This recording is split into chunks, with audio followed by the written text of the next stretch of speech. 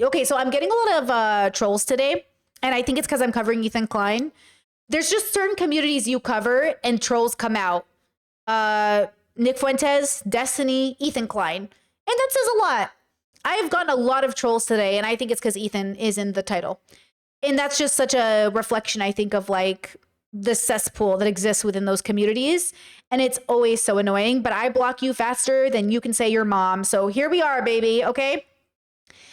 You guys requested that I watch this video from Chris Kunstler. Ethan Klein. Oh, hold on, Chris. Hello. Okay, hold on now.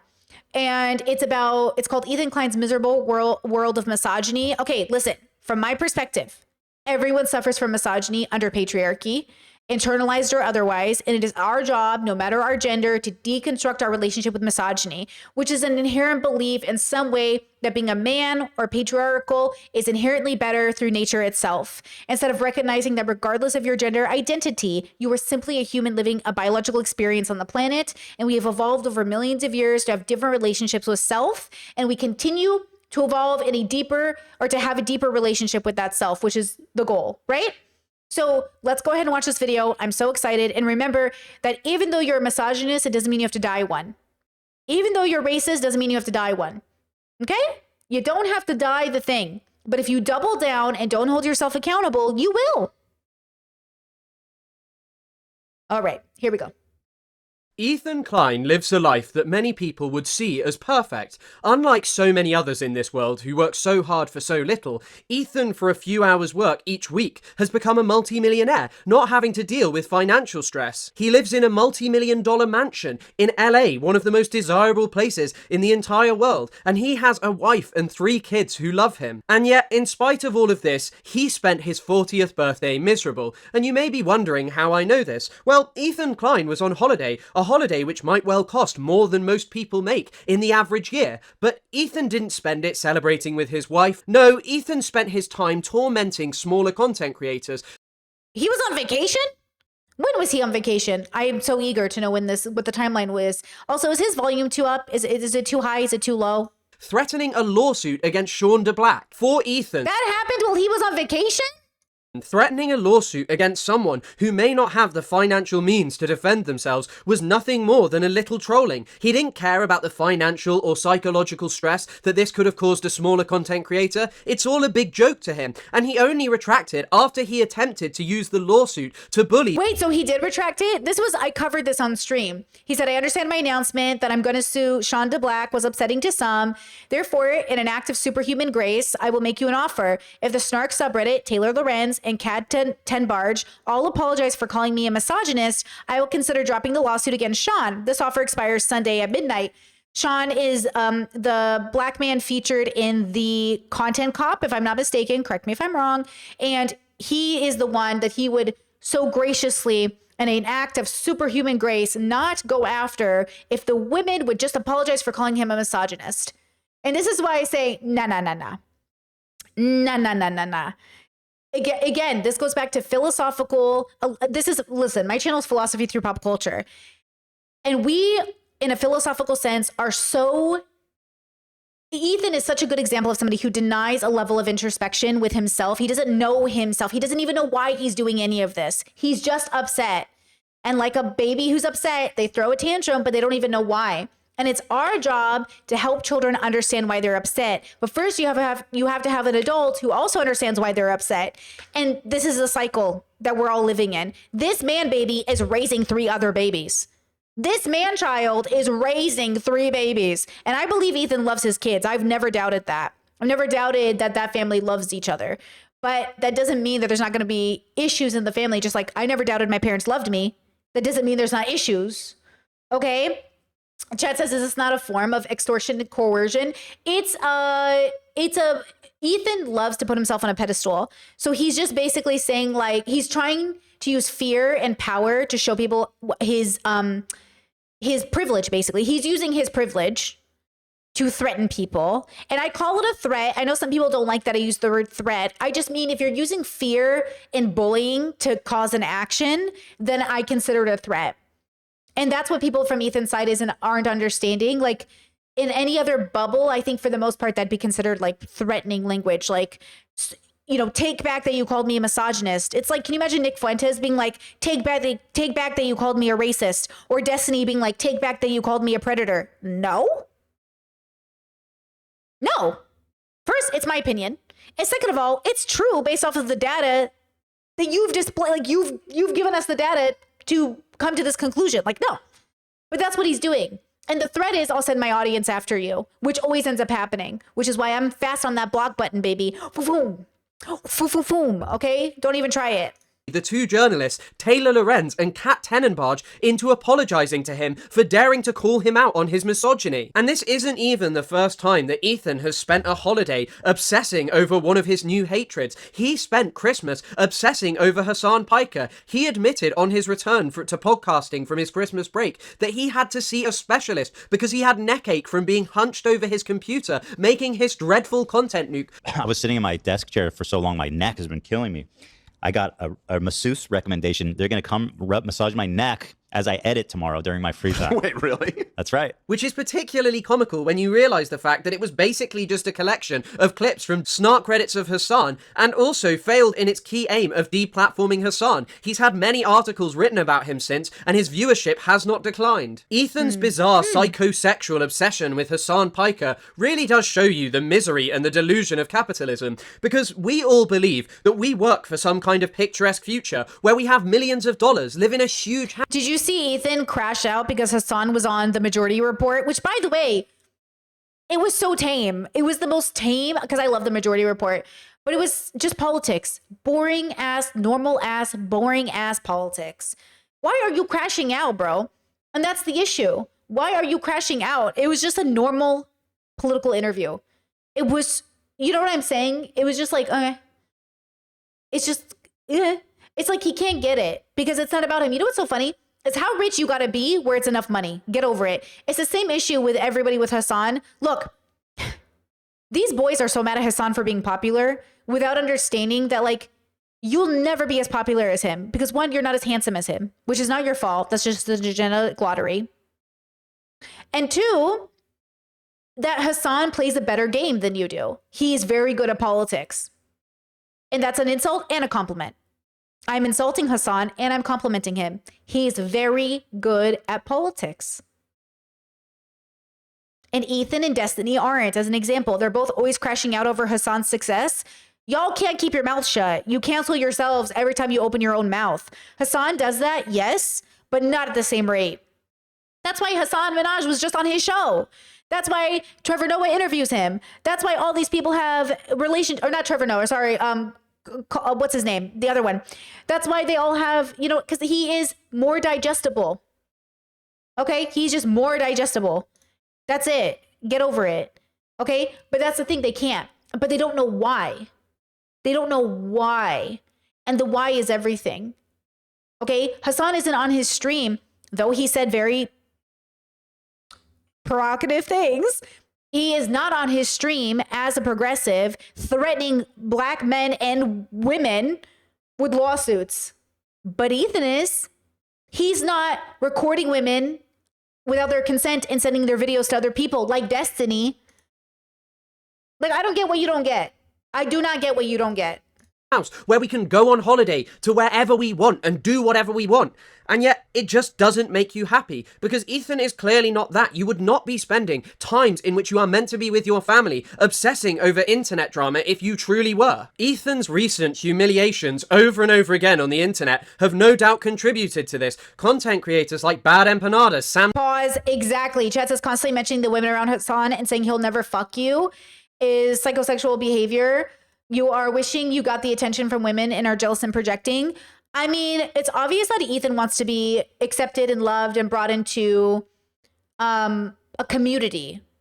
The dilemma is that he doesn't know what community he belongs to because he has no relationship with self, right? But I think that's a great example of the misogyny of it all. Telling Taylor Lorenz that Hassan will never fuck her, no matter how much he quote panders to Hassan, how does he not understand this misogynist? It's just like fucking Vosh making a misogynistic joke towards J.K. Rowling and Cat Black being like, no. And then Vosh is like, blah, blah, blah, blah.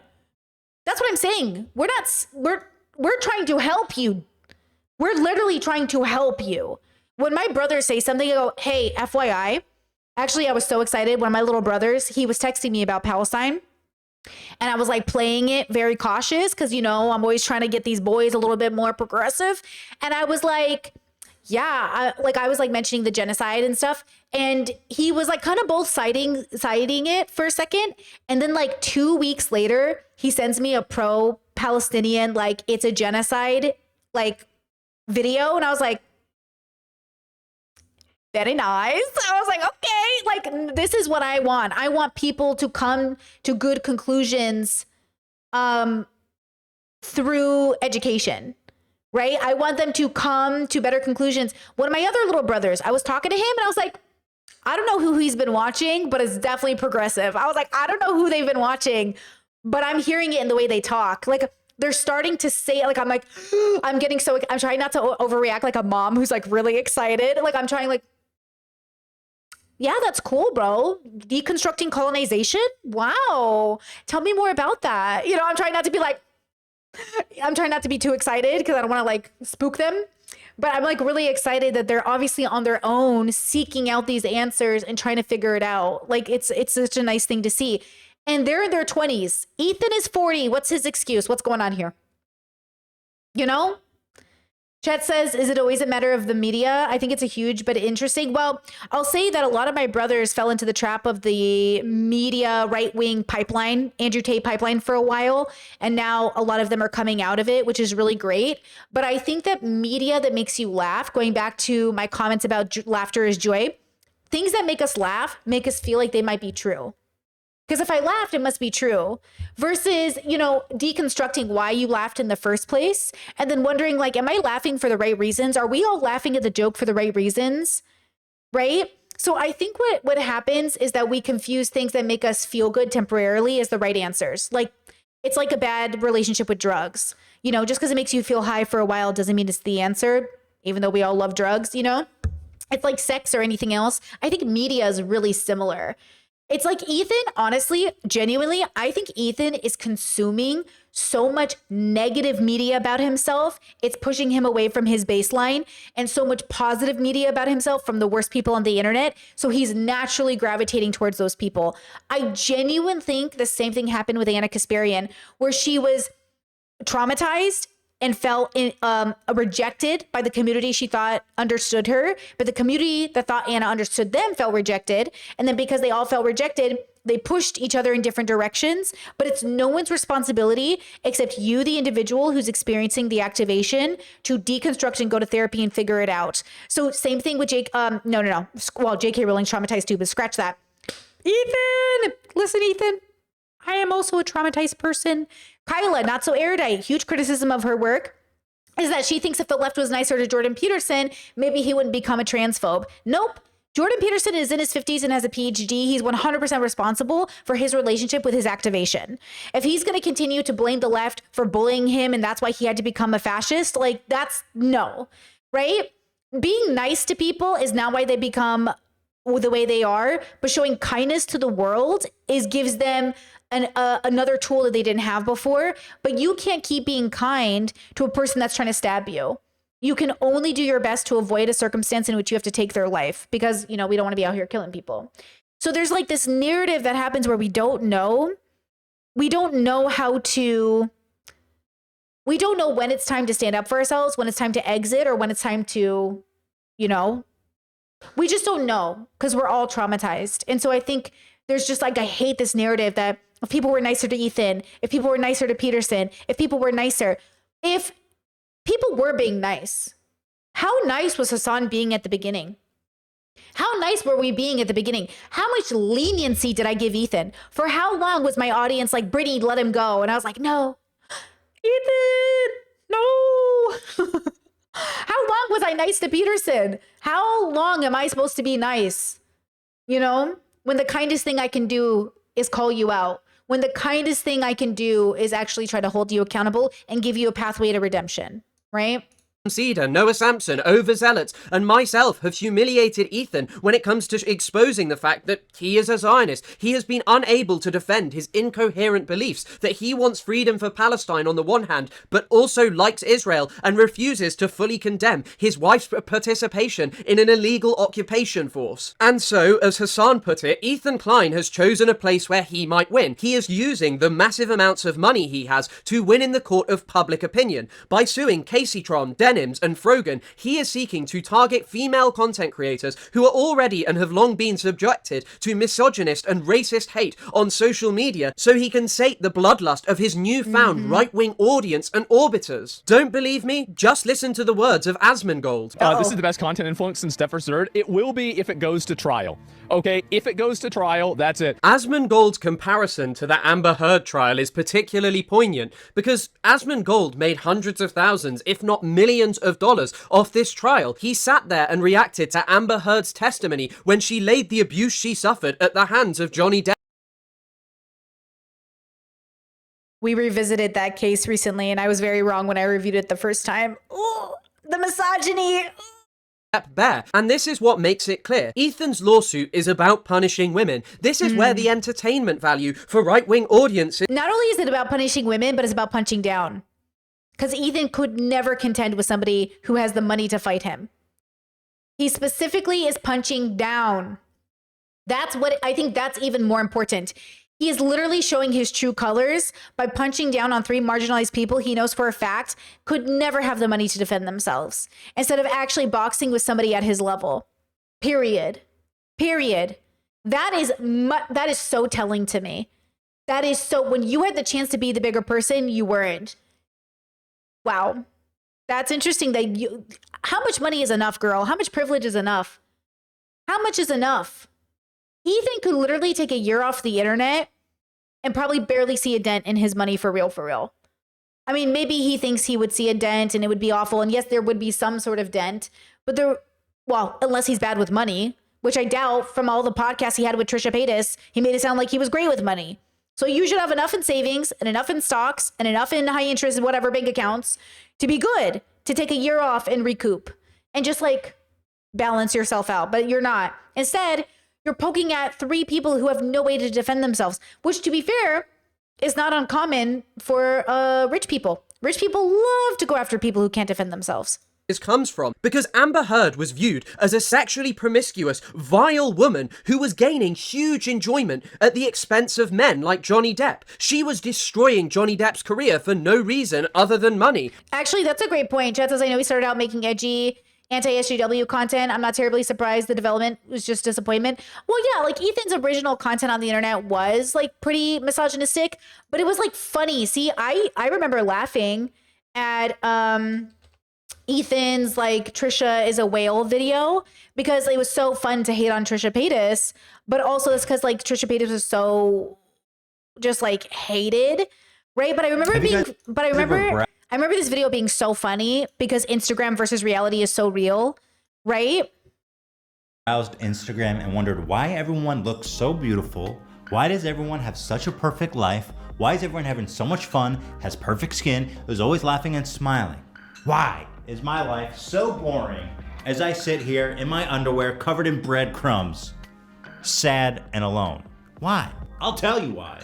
Because they're faking it. We need to understand collectively, nobody's that happy. We are all miserable. They're just so much better at faking it. And you know what they're doing? They're making all of us feel even worse. That's why today I am proud to present to you one of the best subreddits in the game, Instagram Reality, where they take a snippet from someone's Instagram or social media and show you the actual reality behind the post.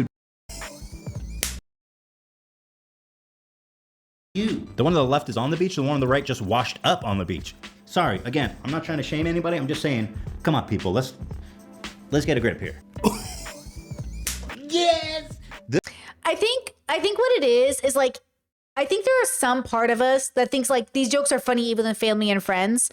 Like I make fun of my brothers in the same way, where I'm like, look at you posing for the camera, bro, suck it in. You know, it's like a joke. So it's like kind of funny.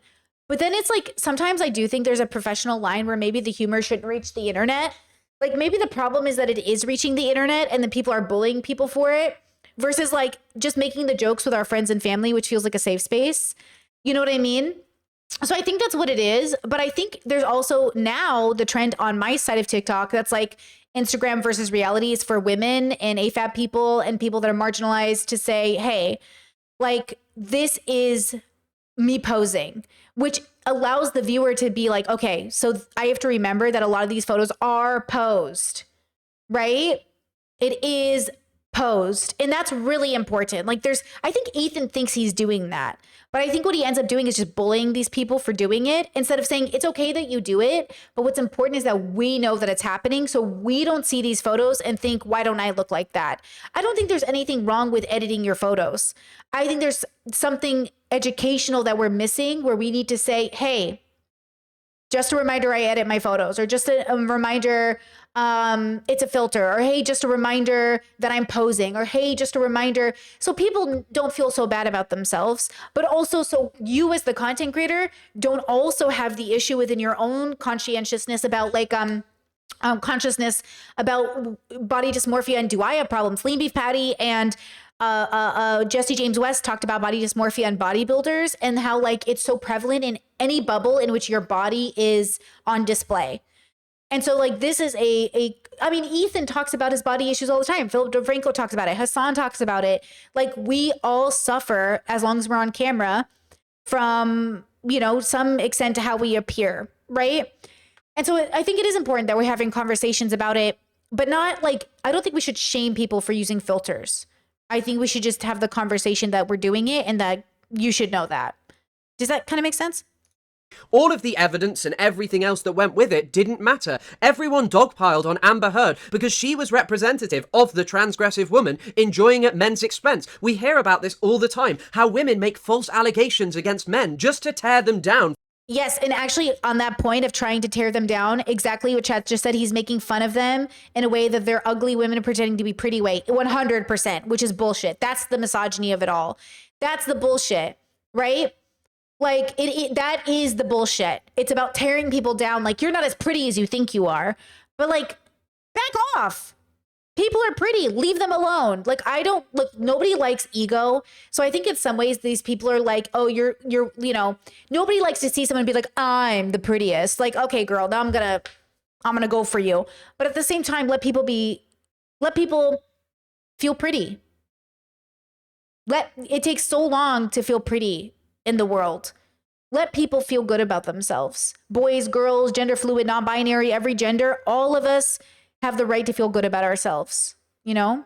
For no other reason than money so they can have an easy ride in life, or just for some kind of sadistic enjoyment. People didn't bother to look into the actual case that happened with Amber Heard. There are text messages from one of Johnny Depp's assistants which confirmed that in 2014 there was a blow-up on a private jet where Johnny Depp kicked and slapped Amber Heard. There were also messages from Johnny Depp where he said that he acted like an aggro Indian in a blackout. The idea that Johnny Depp did nothing to Amber Heard and she lied about everything is fundamentally ridiculous. A UK court literally found that it was not libel for The Sun to call Johnny Depp a wife beater and noted at least 10 incidents of abuse carried out by Johnny Depp. This was a man in his 40s dating a woman in her 20s. Yeah, that's the stuff I didn't realize, because even though I was watching the case, I wasn't watching it like in every way, and a lot of the evidence didn't end up in court, which was the problem. Asmund made a huge up in subscribers and a lot of money during that court case, but a lot of the evidence that we saw like wasn't even necessarily shown. And that's why when you go back and realize how it works, you're like, wait a second, my opinion's changed now with all this information.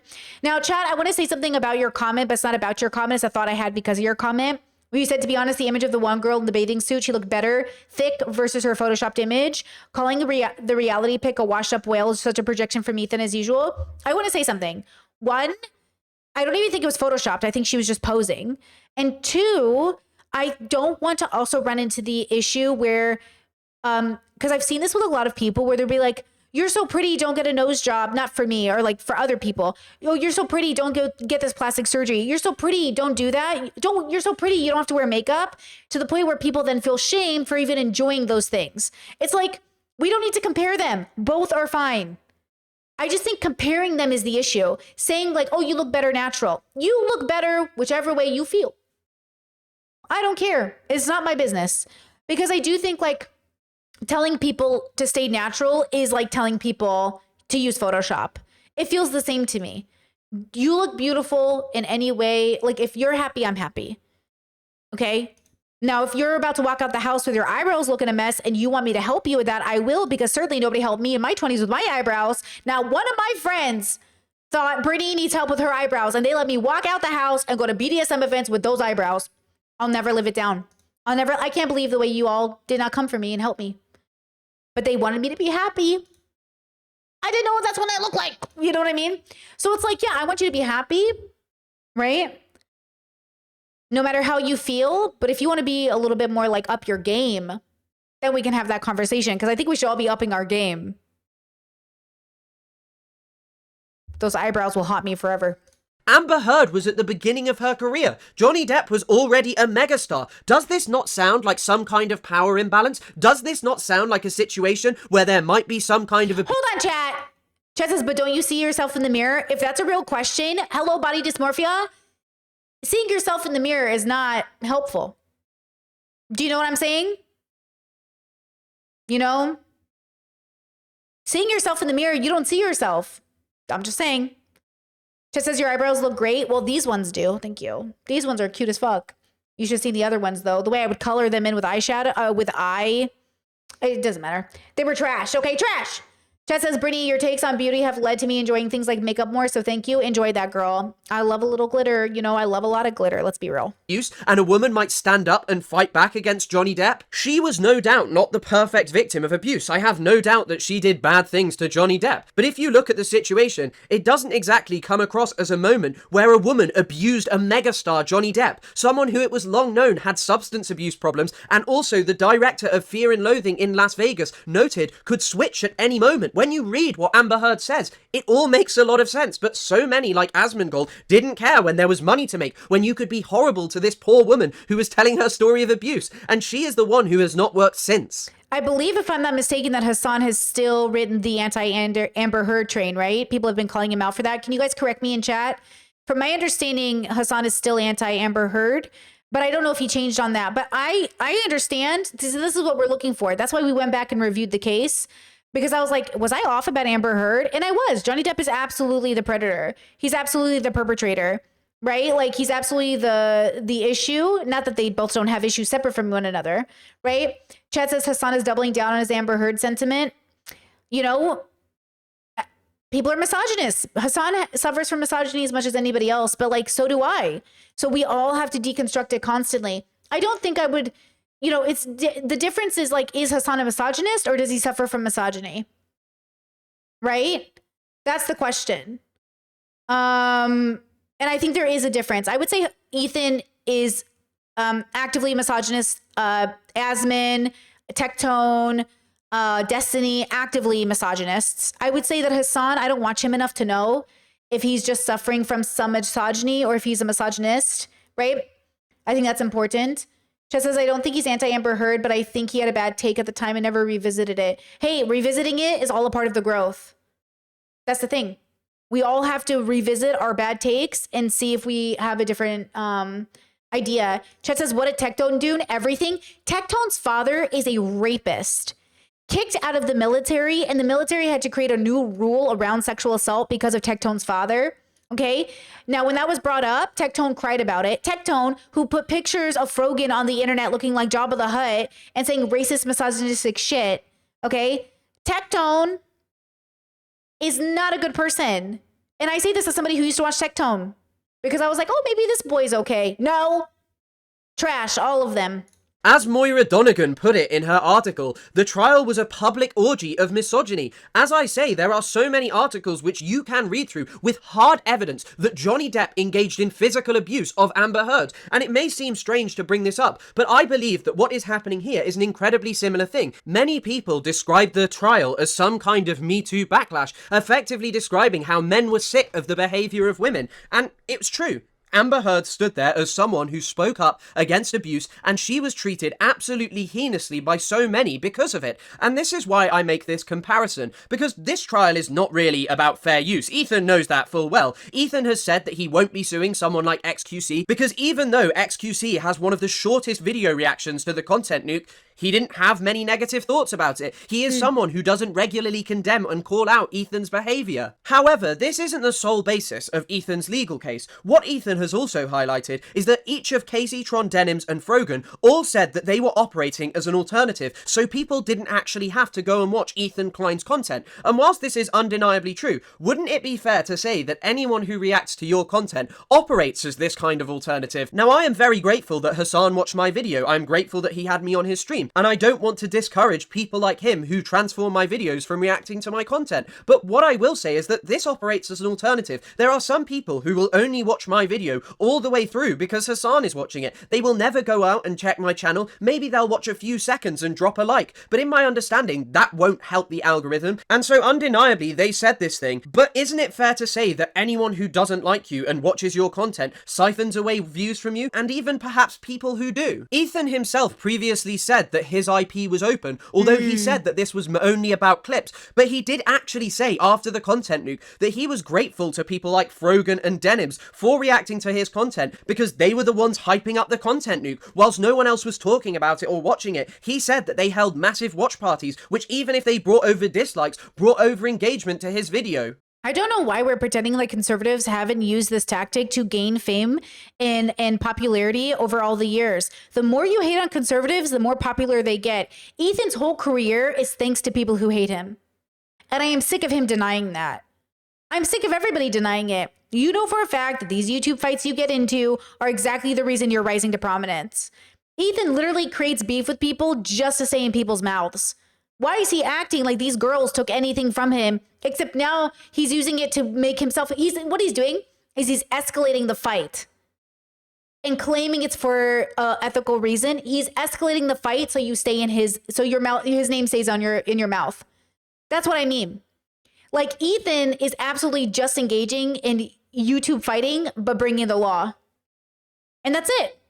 That's the only reason he's doing this is for views and money. He's absolutely, even if he doesn't know it yet, even if he doesn't know it because he refuses to engage in it, I think Ethan is doing the psychological, like, cognitive dissonance game with himself where he tells himself it's for a good reason, but he actually knows it's for a really bad reason. But if he actually admitted it to himself, he'd have to stop everything he's doing. So he's doubling down. He's doubling down, but it's so stupid. It's so dumb. And some part of his brain knows it. Even if he's not willing to see it, he knows it. You know, it was all these dipshits who were hyping the shit out of it. You should have seen their Twitch titles, like Ethan Klein nuke has dropped, all capitals. Let's fucking watch. Like, bro, I couldn't have asked for better promotion. You know what I mean? So thank you to them. And thank you for coming and disliking. Now, I am in no position to comment on the legal merits of Ethan Klein's lawsuit, but I am in the position to comment on how funny certain parts of it actually are, because there is a specific part where he compares Hassan Piker to the Grand Mufti of Palestine, Haj Amin al-Husseini. Now, Ethan, the pro-Palestine man, is engaging in classic Zionist propaganda here, because Zionists have long sought to inflate the position of the Mufti to the pinnacle of evil. In 2015, Netanyahu literally stated that the Mufti had given Hitler the idea to exterminate the Jewish people. The Israeli historian Tom Segev noted that at Yad Vashem, the Israeli Holocaust Museum, an entire wall is dedicated. Wait. A man with a bad idea, you say? I'm shocked. To the Mufti, and according to Segev, the visitor is left to conclude that there is much in common between the Nazis' plan to destroy the Jews and the Arabs' enmity towards Israel. This is a particularly poignant point, because what Ethan is trying to do here is conflate Hassan with the Mufti, because this is someone who many Zionists understand as being a figure associated with Nazism. He undeniably worked with them, but it is not why Palestinians, or generally the anti-Zionist movement, oppose the state of Israel. And I must remind you that 1, the Mufti was appointed by the British, 2, as Ghassan Kanafani notes in his work, P.S. Chris has I think a master's in Middle East studies, right? Like Middle Eastern studies. I forget what his degree is in, but I think he has a master's.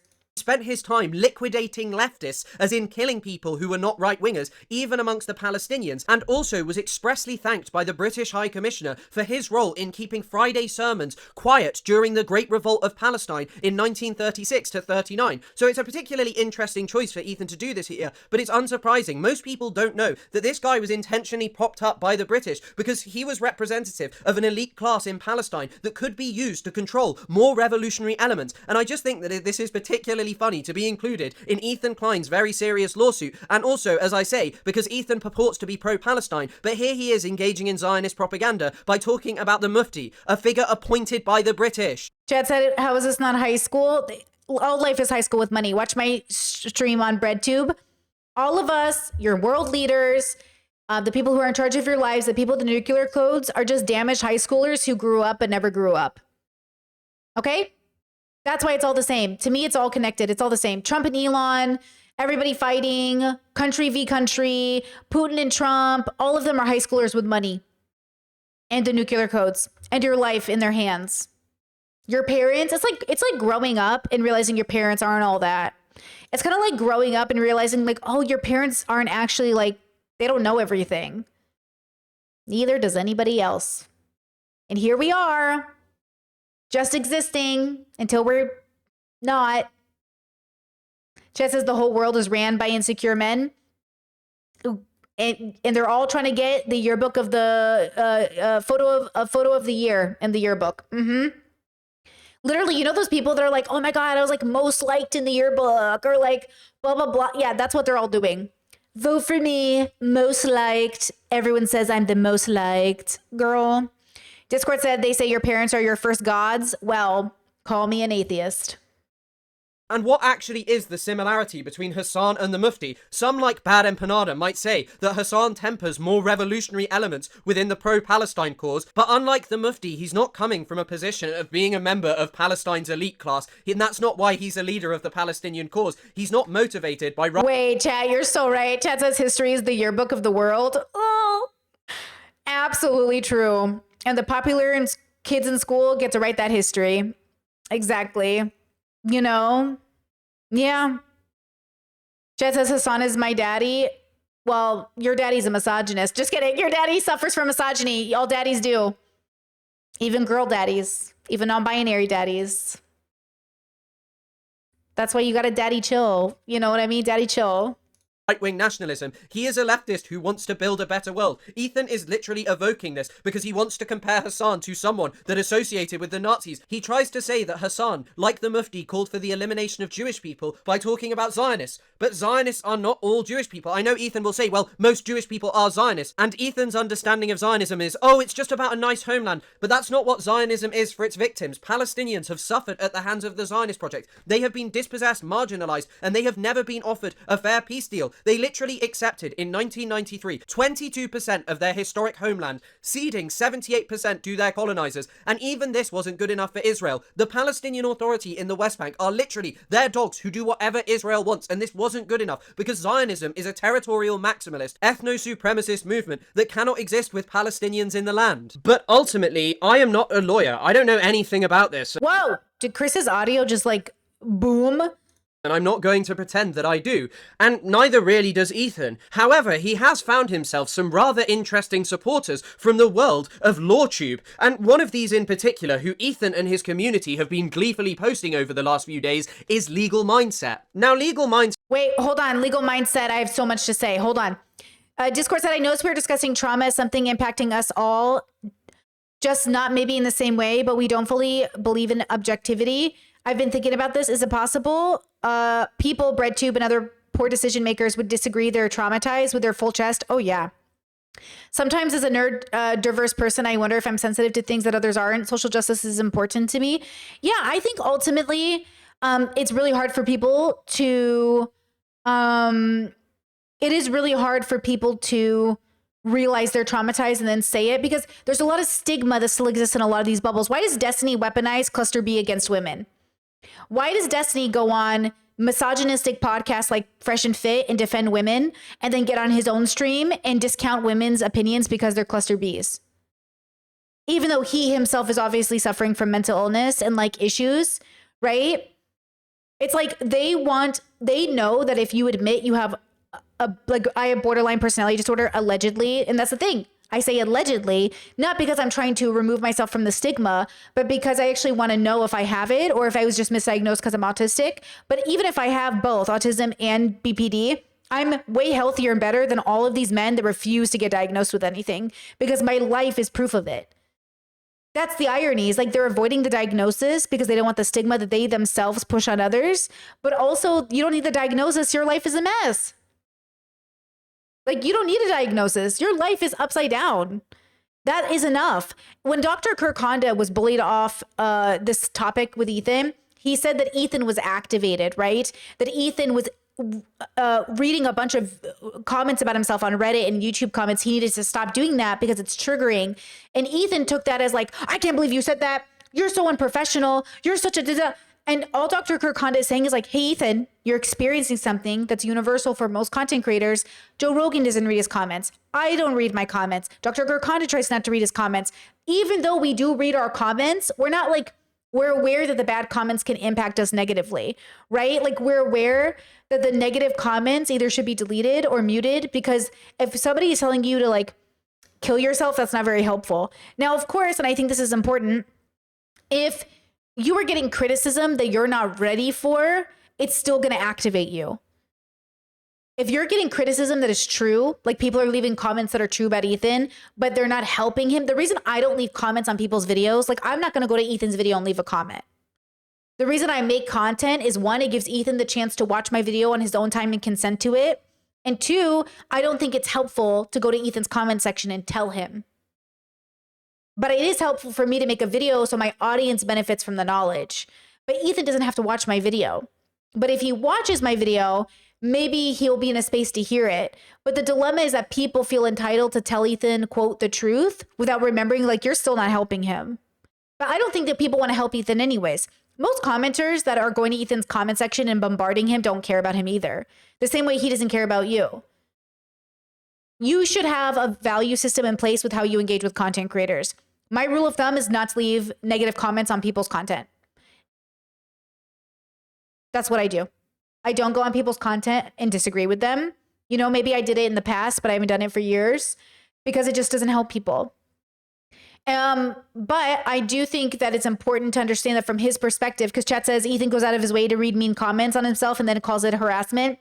The problem with Ethan is that he has to understand there's a point in success where you can't read your comment section anymore. But I also understand why he did that, because remember Alyssa did the same thing, where Think Before You Sleep made a video about her and his people harassed her on her comment section and she reported his video. But she has like 1 million subscribers. Like, at some point, you got to stop reading your comments. Or if you create such a good space as a content creator that most of the comments are healthy, you are allowed to block and delete comments. But you have, see, from a capitalistic standpoint, I'm going to explain something as a YouTuber. One of the ways your channel boosts into success is not censoring comments. Like, Destiny does not censor his comments. Asmon does not censor his comments, because they know all of the criticizing comments, all the hate comments are the reason their videos get pushed into the algorithm. Ethan can't afford to censor comments because it keeps his channel relevant. I censor comments on occasion and it absolutely has impacted my algorithm. So I censor less, but I still censor. I take out like really racist comments and stuff like that. I take those out. But like a lot of the comments like bullying me, I might keep them so people know that I'm actually experiencing it as well. Because I think people also think like, because it doesn't exist, it doesn't happen. Like when I made that Destiny video talking about his misogyny and everything, I was bombarded with hate comments, like really horrible comments, and I blocked them all. But then because I blocked them all, people were like, Brittany's lying. She never gets harassed. Where are the harassment comments? Well, I blocked them all. So then in some ways you want to keep them up so people know what's happening, but it is harassment. I do think you guys are harassing Ethan by going into his comment section. If you want me to hold you to a higher standard, you are harassing him based off Brittany's values. I just think you don't see it as harassment, but it is. But I think like, I think you feel justified because you think you're on the side of truth, which I understand, but it is technically harassment. But the issue is that, I understand why you feel justified, but I think it's the same reason Ethan feels justified, even if the facts are different. The facts are on your side, but the feeling behind it is the same. You're feeling satisfied. You're experiencing a very human feeling of satisfaction talking bad about people, right? Like, but you feel justified because your sense of social justice is coming out, right? Chat says, Discord says, totally, I think trauma is involved. I struggle telling someone they're traumatized when with their agency, they might say they aren't. I'm like, are we literally defining trauma differently? I think being a human is a traumatizing experience. And everybody is born on a spectrum of traumatization. But I think I'm looking at this in a bigger scale thing. Chad says, when is it harassment and when is it fair criticism? Fair criticism is conveyed and articulated in the hopefully healthiest way possible.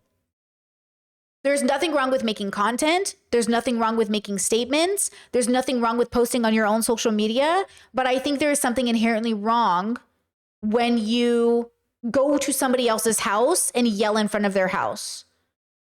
Do you know what I'm saying? Like, don't show up to their house. I don't go to other people's house and yell at them ever. Like, I don't think you should do that for politicians. I don't think you should do it for content creators. I would never physically go to somebody's house and protest in front of it. So I certainly don't go to people's channels and do it. Right? But I can, like, you know, I think if Ethan really wanted to get away from the harassment, he would mute all the comments. And I think he should probably do that. But also, I think he is in a toxic cycle of reading the comments and using it to fuel his hatred. So if he deletes the comments, then he won't be hateful anymore. And then he won't feel justified going after the women. So it's all a toxic cycle. But I think life itself is a traumatizing experience. And not every situation will traumatize you. But I think life will leave you questioning. And I think some of us are born into really introspective families. But that doesn't mean we won't go through independent traumatic events or go through things, right? I mean, a car accident can be traumatizing for some people, but not for others. You know? Chat says, I can't imagine that Ethan actually has real friends who would hold him accountable. He's surrounded by yes men. Well, I think it's also difficult to be held accountable if everybody agrees with you. You know?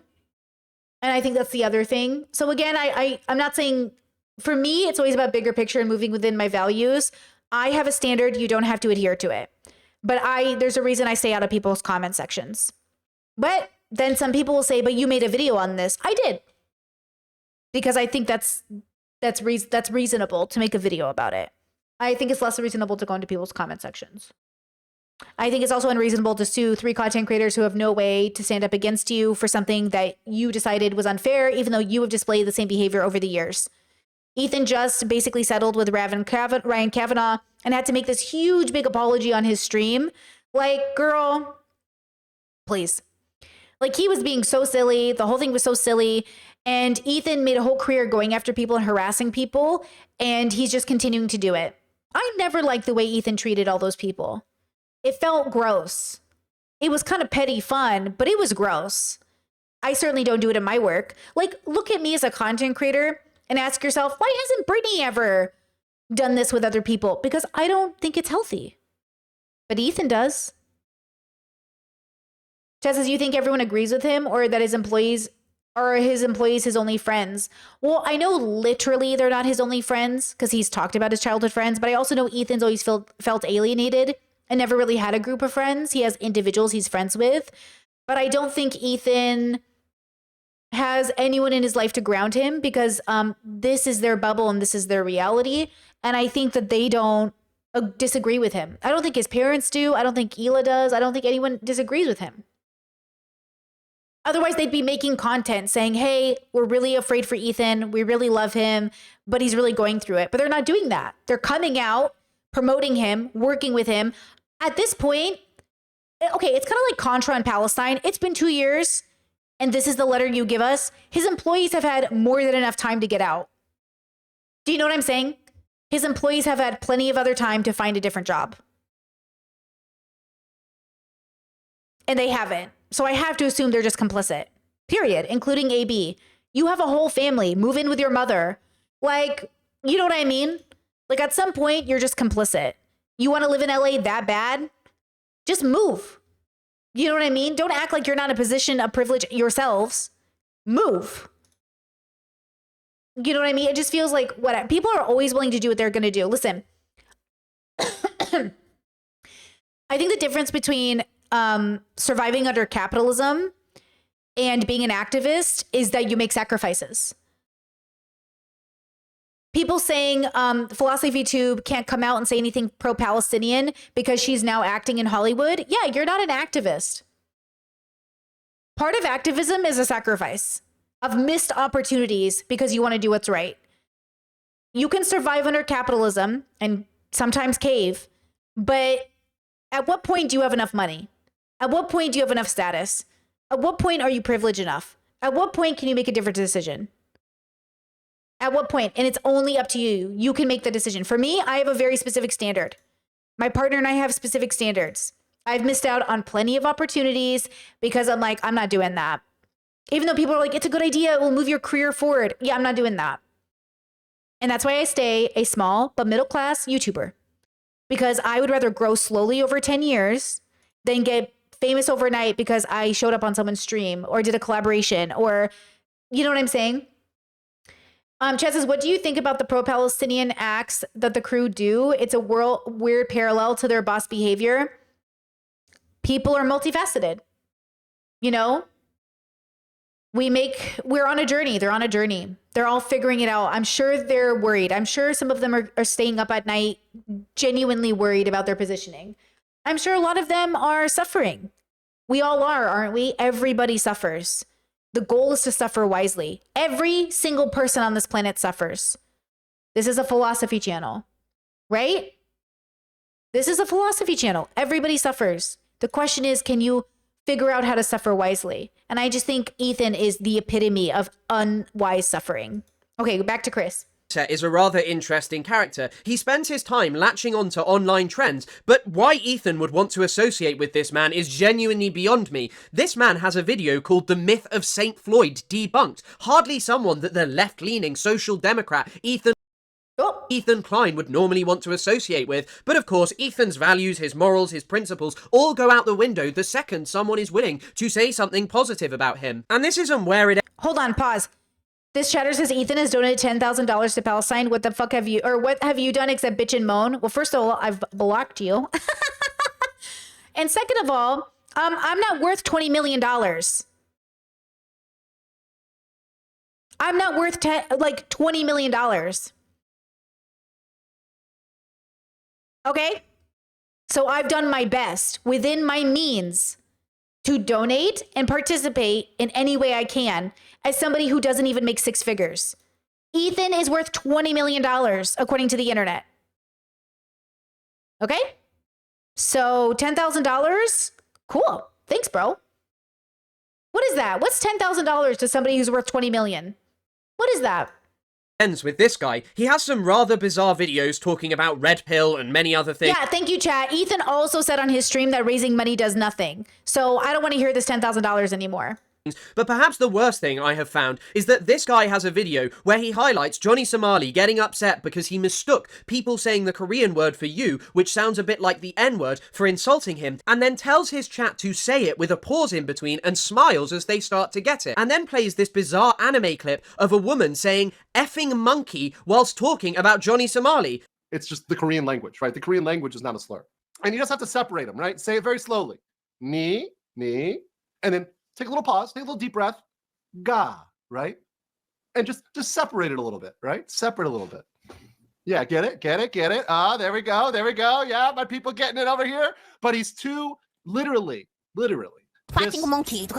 And I'm not gonna lie, that seems incredibly racist. He says it's just about Johnny Somali's IQ, but that doesn't really seem like a normal thing to be calling a black person now, does it? He posted a video about how Hassan Piker had defamed him for calling him not a real lawyer and tried to insinuate that he was not a passport bro. Ethan went on to post this on his story, but this was rather bizarre because this guy literally does encourage passport bros. He has a second channel where he uploads videos with thumbnails of scantily clad women and tells them how they should get passports, go over to Asia to meet conservative and traditional women and then not bring them back to America so they don't get corrupted by Western society. Boo. This guy's whole shtick is claiming that he just gives legal facts, that he isn't biased. But are these things that I've shown, along with his consistent endorsement of Trump and his... People were like, you guys, you should watch this lawyer, Brittany, who talks about the Ethan case. I've been watching him. They are riding the wave of Ethan supporters into fame, I'm not amused. Do you know what I mean? I'm not amused. Like, I've been watching them, and I can just see his excitement over getting more views because he's covering the topics. But like, I want someone who's like genuinely looking at the case. But that's the thing. One lawyer will say one thing, another lawyer will say another thing, but values make the difference.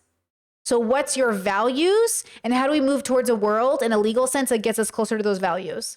Hatred of woke Disney and many other things like this, not an indication that his political views and his content are coloured by his right-wing bias and his knowledge that this will bring an audience of right-wingers. I mean, it's very clear that he's doing very well off this. By saying that Ethan is destroying these people, he is gaining lots of views and lots of attention. This guy is a very bizarre person to be associating with, and as I say, someone who it is kind of surprising that Ethan Klein, someone who thinks he is some kind of leftist, would be promoting over and over again. All of these people, like Legal Mindset, Asmongold, and so many others who I'm about to talk about, are feeding off this drama. They are feeding their audience hatred towards these people, who mostly are right-wing misogynists anyway, and what they want to see, rather than someone being punished for copyright infringement, is 3 women who they view as transgressive, who do not meet the standards of what they would like, who do not hold the beliefs that they believe in, and are of the wrong religion or ethnicity, being punished, just as I said in the case of Amber Heard. And the storm of hatred towards these 3 content creators is already well underway. There is a Twitter account which has a name associated with Ethan Klein, which I will not mention, who has already started posting Denim's OnlyFans content, and Denims herself has noted a huge uptick in the misogyny that she has received. But none of this is really surprising. Frogan posted a video of her message requests back in October of 2024, and they are an absolute spam of Islamophobic, misogynist, and fatphobic slurs against her over and over again, no doubt some of which come from the supporters of Ethan Klein. And Caseytron, the other target of Ethan's lawsuit, has already posted multiple videos talking about the negative ways that this has affected her.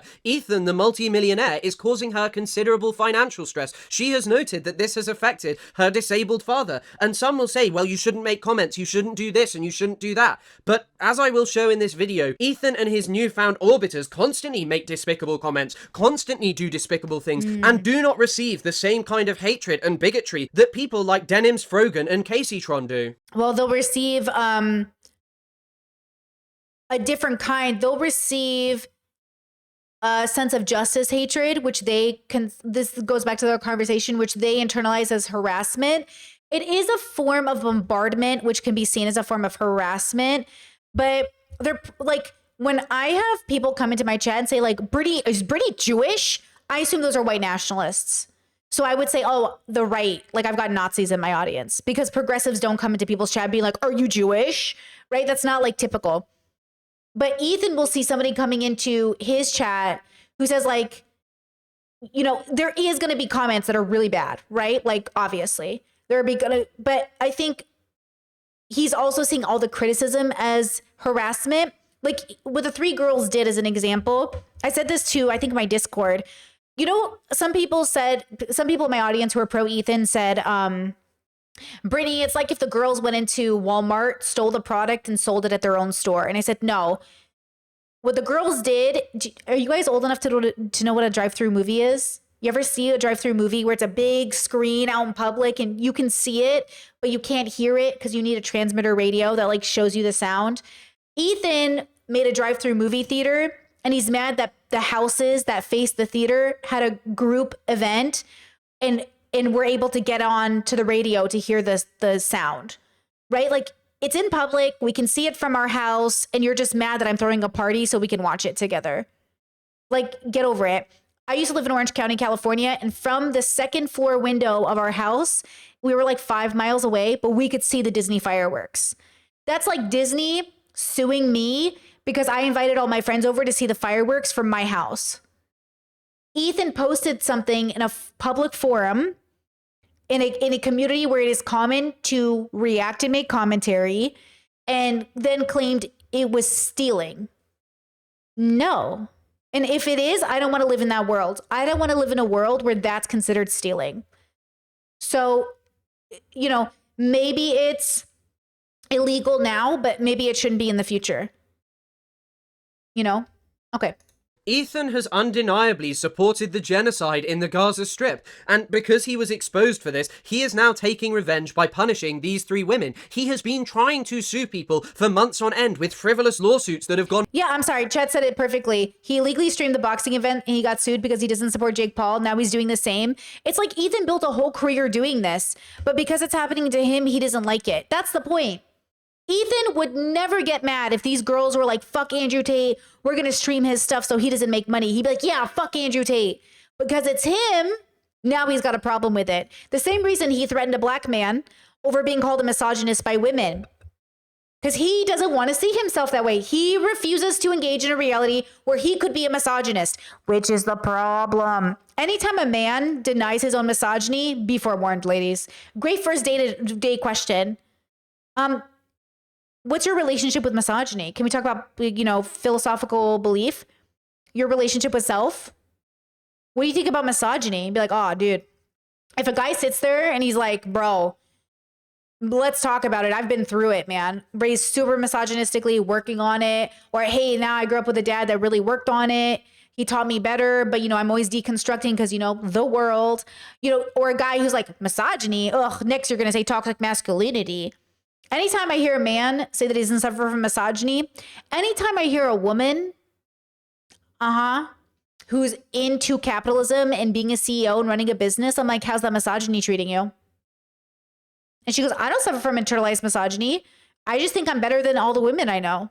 I just think women are sensitive. I just think women complain too much about being on their periods. I just think if women want to contend with men, they have to be tougher. Okay, girl.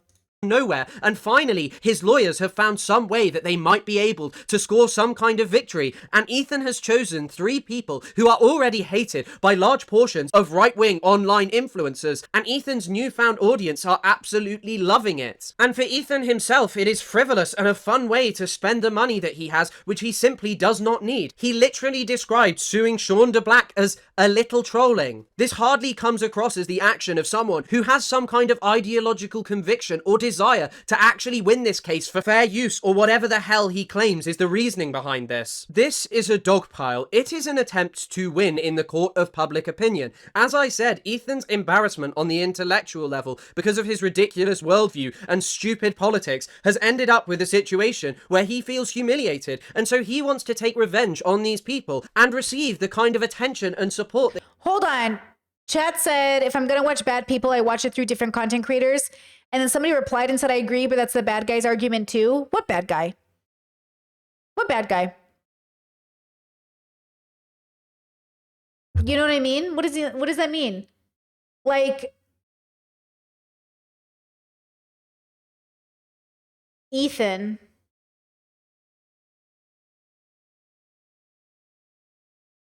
Isn't that why he's suing according to him? No, he's suing because that original commenter is saying, I don't want to watch Ethan directly. I'm going to watch him through somebody else. And Ethan's saying, no, if you watch me, you got to watch through me. But then Ethan's like, but if I want to watch somebody else through somebody else, I can. I'm saying Ethan is not making that argument. Ethan is punishing people for an argument he's lived. People said people watching his content through others. The commenter's original, I think you guys are having a miscommunication, but the original commenter, you know what I mean? Yeah, I think, okay, you're getting it. Because again, like, yeah, I think Ethan's missing the point. Like, Ethan is happy to do that when it's somebody he doesn't like, but he doesn't want to be the one that people don't like, which is why it's interesting, right? The girls are doing nothing that Ethan hasn't done himself. None of the girls here are doing anything that Ethan hasn't done himself. But when Ethan does it, it's okay. But when other people do it, it's not okay. Got it. He is used to on the internet, and the way he has found to do that is by going after already despised female content creators who are targets of harassment by right-wing figures online. Each of these— Listen to me when I say this. When I make a decision about who to make content on, I try to take into consideration if it will be bad for them. So today's podcast is about a woman that I do think is mentally ill, but I think my video might actually make people more compassionate towards her because right now she's getting harassed. But I think if people listen to my video, they'll actually be patient and leave her alone. But the issue is that I really think about it. Like I tried to think about it. I tried to say, okay, if I make a video, and I talk to my partner about it, I say, hey, I want to make a video on this girl, but she's already getting bombarded by the internet. If I make a video, and I make it in this way, do I think I'm doing like a harm reduction? And then I make the video. If I see somebody, sometimes I haven't made a video about somebody because I can't think of a way to do it that doesn't add more harm to the person. I am never trying to actually harm anybody. I want zero harm on everybody. I am not interested in causing harm. I do not want to hurt you. I want to see you get better. All the content I make is in the hope that people get better. I do not want to hurt you. But I don't think other people think that way. I think other people want you to hurt, and I think their viewers want you to hurt too. How many of you want to see Ethan get hurt? Because I don't. I don't want to see Destiny or Asmon or Mutahar. I don't want to see any of them in pain. Okay? I don't. But that doesn't mean I'm not going to stand up for what's right. And sometimes when you stand up for what's right, they will convince you you're hurting them. But you can stand up for what's right without targeting people. And I think that's what we're trying to do. You know, we're trying to hold people accountable with a path to redemption. But even though they'll say, you're hurting me, you're hurting me, you're hurting me. I know you're in pain, but I'm not the one hurting you. You're hurting yourself. And you're hurting other people. And I can't let you hurt other people because you're in pain. You know? Chet says Destiny should go to prison for distributing porn of people without their permission.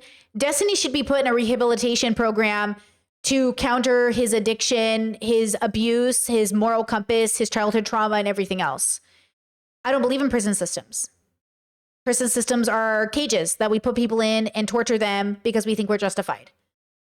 But Destiny needs intervention. Absolutely. And Content creators may have said and done things that they are condemned for. They may have done inappropriate things which have got them banned from the platform. Things that have directly upset or insulted Ethan. But as I am going to show you, none of them are as bad as the people who now make up Ethan Klein's newfound community, or even really Ethan himself. Because none of them have ever called for the genocide of other cultures that they deem inferior, like Asmongold did. Consider a genocide as a systematic killing of a group of people. They have genocide built into Sharia law right now. So no, I'm not going to cry a fucking river when people who have genocide that's baked into their laws are getting genocided. I don't give a fuck. They're terrible people. It's not even a question. It's crazy that people don't see it that way. These people are not your allies. They are not the same as us. They come from an inferior culture that is horrible. It kills people for their identity, and it is directly antithetical to everything Western values stand for, and it is an inferior culture in all ways. It is that simple. No, I don't feel bad for them. I don't feel sorry for them. I don't care. I don't support them. When I was adding this to the video during the editing, I actually listened to the full statement. I had the gist of it memorized, but it is honestly insane that Ethan Klein hallucinated an anti-Semitism problem on Twitch by deceptively editing clips of Hassan and also crying over what he called a racial tier list by Frogan, but has not really... Ooh, P.S. The rat in chat is because Asmon used to wake up to a dead rat alarm clock. I get worried that white nationalists will see that and think it's a slur against Jewish people because we have to be careful out here with all these anti-Semitism people because we are not pro-anti-Semitism. So I need to explain why there is a rat in chat. It's because Asmon used to have an alarm clock he would wake up to the smell of the dead rat as the sun hit it. That's why it's there. See how sensitive I am? See how sensitive I am to the racism on the internet? Okay? Because I just know people don't know the story. Okay? Discuss this. Asmongold got a shorter ban than Frogan did for the so-called racial tier list, when Asmongold here is literally saying that Palestinian culture is inferior, that they are... Oh, and by the way, how does Asmon have a following? Because he's funny. I followed Asmon for a long time. I didn't get into him at first, and then I got into him, and then I got out of him. And I followed him for a long time because he was funny to me. Funny? Funny. People underestimate how funny works. Funny is everything. Funny is everything. Except one day you wake up and they're not so funny anymore. I woke up one day and Asmon wasn't funny anymore. You know? That's the thing. Is like, you know, as long as you're making me laugh, I'm around. Ethan used to make me laugh. I loved Ethan. He was so funny. And then one day I stopped laughing. Yeah. One day I stopped laughing, and that was it. Different from us. They are not our allies. This is genuinely an unbelievable comment to only receive a 2-week ban for. He is literally justifying external. Hold on. Chat says, listen, if someone's using a dead rat as an alarm clock, I don't know how funny you are. I can't in good conscience support you. I support the mentally ill. I have no problem supporting mentally ill people. That's what asthma is. That's a mental health crisis. Who, you know, what, I'm not going to support, like Eugenia Cooney, what, am I not going to support her because I don't support her, but I don't not support her. But I'm just saying, like, what, we're not going to support the mentally ill anymore, guys? Ableism much? Like, he's obviously having a mental health crisis. So yeah, like, but you might feel like you can't support Eugenia or Asmon because you're giving into their mental health issue. Maybe that's valid. But every streamer is mentally ill, so you better be ready. We're all mentally ill, girl. Everybody is. Some of us are healthier than others, but I'm telling you right now. Terminating human beings. I think that if someone had said this about Jewish people, they would have been permanently banned from Twitch because it is a heinous thing to say. You could use this argument to justify what the Germans did to Jewish people by saying, oh, they're of an inferior and different culture. In fact, that is the kind of thing that the Germans were actually saying. They said that their culture was different, that they were polluting Western society, that they were different to us. And yet Asmongold got a 2-week ban. It is unbelievable to actually hear this. And it does feed well into the argument of, hey, people act as if Denims, Frogan, and Caseytron get away with. Is this Animorphs?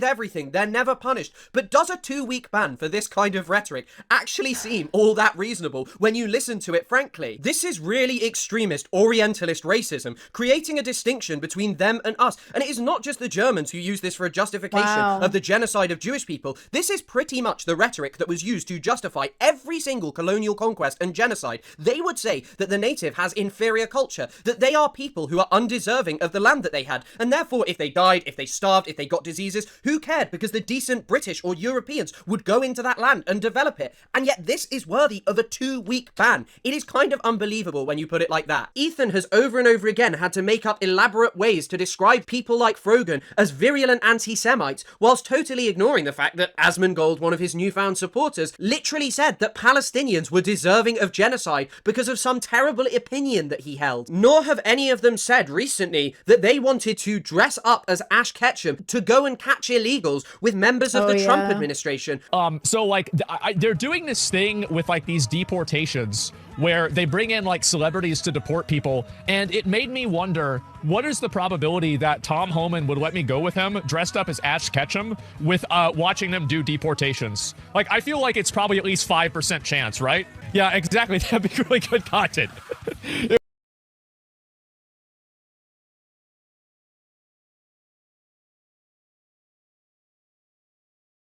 Listen,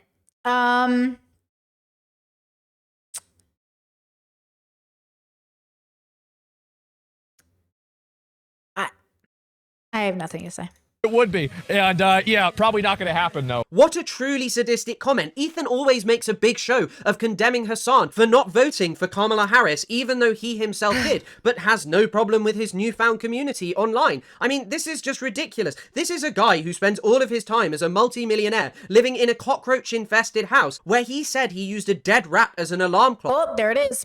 And he wants to spend his time going out into society, targeting people who have most likely made long and arduous journeys to America, not because they were desperate to exploit the American government, but rather because there were no economic opportunities in their country because of the way in which the world was set up, or because Western foreign policy had brought dictatorship or war to that country. But of course, this doesn't matter to Ethan. As far as I can tell, there are 2 recent long-form segments where Ethan has dealt with Asmongold, and they're particularly interesting to watch, because one of them is Asmongold talking about Ethan's Tourette's, where he has some quite bizarre takes and views, but the other one is about Asmongold saying that the Holocaust only 99% happened. Now, Ethan and his crew condemn Asmongold for this a bit, and it's obviously a very problematic thing to say, because whilst he is supportive of the fact that the Holocaust happened, what it does open the door.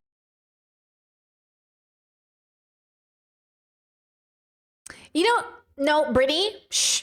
Okay. or to is a community of people trying to influence him that he didn't. He is giving legitimacy to the belief that the Holocaust may not have happened. And the reason that I bring this up is because when you look at how Ethan dealt with a photo of iDubbbz holding up a bleach sword with some of the other people who were in his content cop, Ethan went absolutely ballistic. He referred to it as a dog whistle, insinuating that these people were trying to give legitimacy to neo-Nazi talking points. But when he's talking about Asmongold, he doesn't even use the term dog whistle. It is rather comical. And if you look at the vitriol that he deals with people who are in Hassan's orbit, like Caseytron, Denims, Frogan, or even Anissa, iDubbbz's wife, it's particularly insane because he's not referring to Asmongold as a piece of shit, a bitch, as he regularly does with these women. He just doesn't have those strong words. And what it kind of shows you is that Ethan's campaign against bigotry, You know, is that a Make America Great hat again? Because I kind of feel like holding up a Nazi sword, it's not, it's from Bleach, but holding up a Nazi sword and a Make America Great Again is kind of the same. Like if you wear a Make America Great hat, a Make America Great Again hat, it's kind of like, at this point, you know what I mean? But the Bleach sword is what like triggers you. It's like, I get it, but also I don't get it because like, isn't wearing a red hat enough? I don't know. Maybe that's me being too like unfair to red hat wearers. harassment online is not actually really about that. What it really revolves around is whether someone is supportive or not of his campaign against Hassan Piker, or is willing to call him out on his Zionism or other problematic behaviors, and it's kind of just comical. And I also say this because Ethan's campaign against Twitch's alleged anti-Semitism problem isn't even mentioned here. Something that is kind of analogous to this is how you see groups like the ADL ignoring Elon Musk doing a Nazi salute and giving explanations of why that's okay, even though we have literally just seen today his AI bot Grok referring to itself as Mecha Hitler, and also Trump using the term Shylock in a That's what I mean. Why are we even allowing conservatives? Why are we even allowing conservatives to play a game that Elon didn't do the Nazi? You know, why are we even playing that game? That's what's pissing me off. I'm like, hey, we need some grown-ups in the room, guys, but we can't because it's high school with money. Can we get some grown-ups in the room that are like, hey, you can't throw up Nazi signs. Like, you can't fucking do the, you know, the Nazi salute. You know what I mean? Can we get some adults in the room? No. I need you to all accept that adulthood is high school with money and nuclear codes. So take a deep breath and do your best and accept that one day you'll die and be a blip in history because the world is run by high schoolers. Genuinely anti-Semitic way. And we're not any better. P.S. Keep in mind, we might be the people in high school that spend all our time in the library and think we're better than everyone else. That's not helping either. Okay, we might be the people on campus that are always protesting, but like, it is better than the other people, but it's not like, it's not actually solving problems. We need to solve problems, people. Okay, we need to actually solve problems. Largely being ignored. It is kind of this way in which anti-Semitism is, yes, a problem. There are people who say and do anti-Semitic things. However, it is only really used and weaponized in a context of silencing free speech on Palestine and Israel. People condemning the state of Israel for its crimes are deemed anti-Semitic, whereas people who are actually anti-Semitic largely get away with it because often they are incredibly supportive of Israel. Just look at John Podhoretz's take, someone who is openly a Zionist. He says that Trump can say whatever he wants because he bombed Iran. It is clear that anti-Semitism does not matter to these people as long as they meet their foreign policy interests. It is not actually about combating anti-Semitism. It is something that can be weaponized in some... Hold on, pause. I just want to say, because Chet said protesting stopped the Vietnam War, so I'm not anti-protesting. That wasn't the point of my comment. I want you to understand that. Right? Does protesting Vietnam stop the fact that the U.S. military goes in and destabilizes countries to this day? No. So I'm glad it stopped the Vietnam War, but did it stop the military complex? No. The military-industrial complex? No. Okay? So when I say we need solutions to not create more Vietnams. But also, I'm pro-protesting, so protest. I've done a lot of protesting in my life. Protest, right? Certain contexts. Nor are any of them as bad as Ethan Klein's new sponsor of his button, Dan Saltman. Dan Saltman is obsessed with Hassan Piker. He is a multi-millionaire. Dan Saltman told me over dinner. Or somebody... No, Brittany...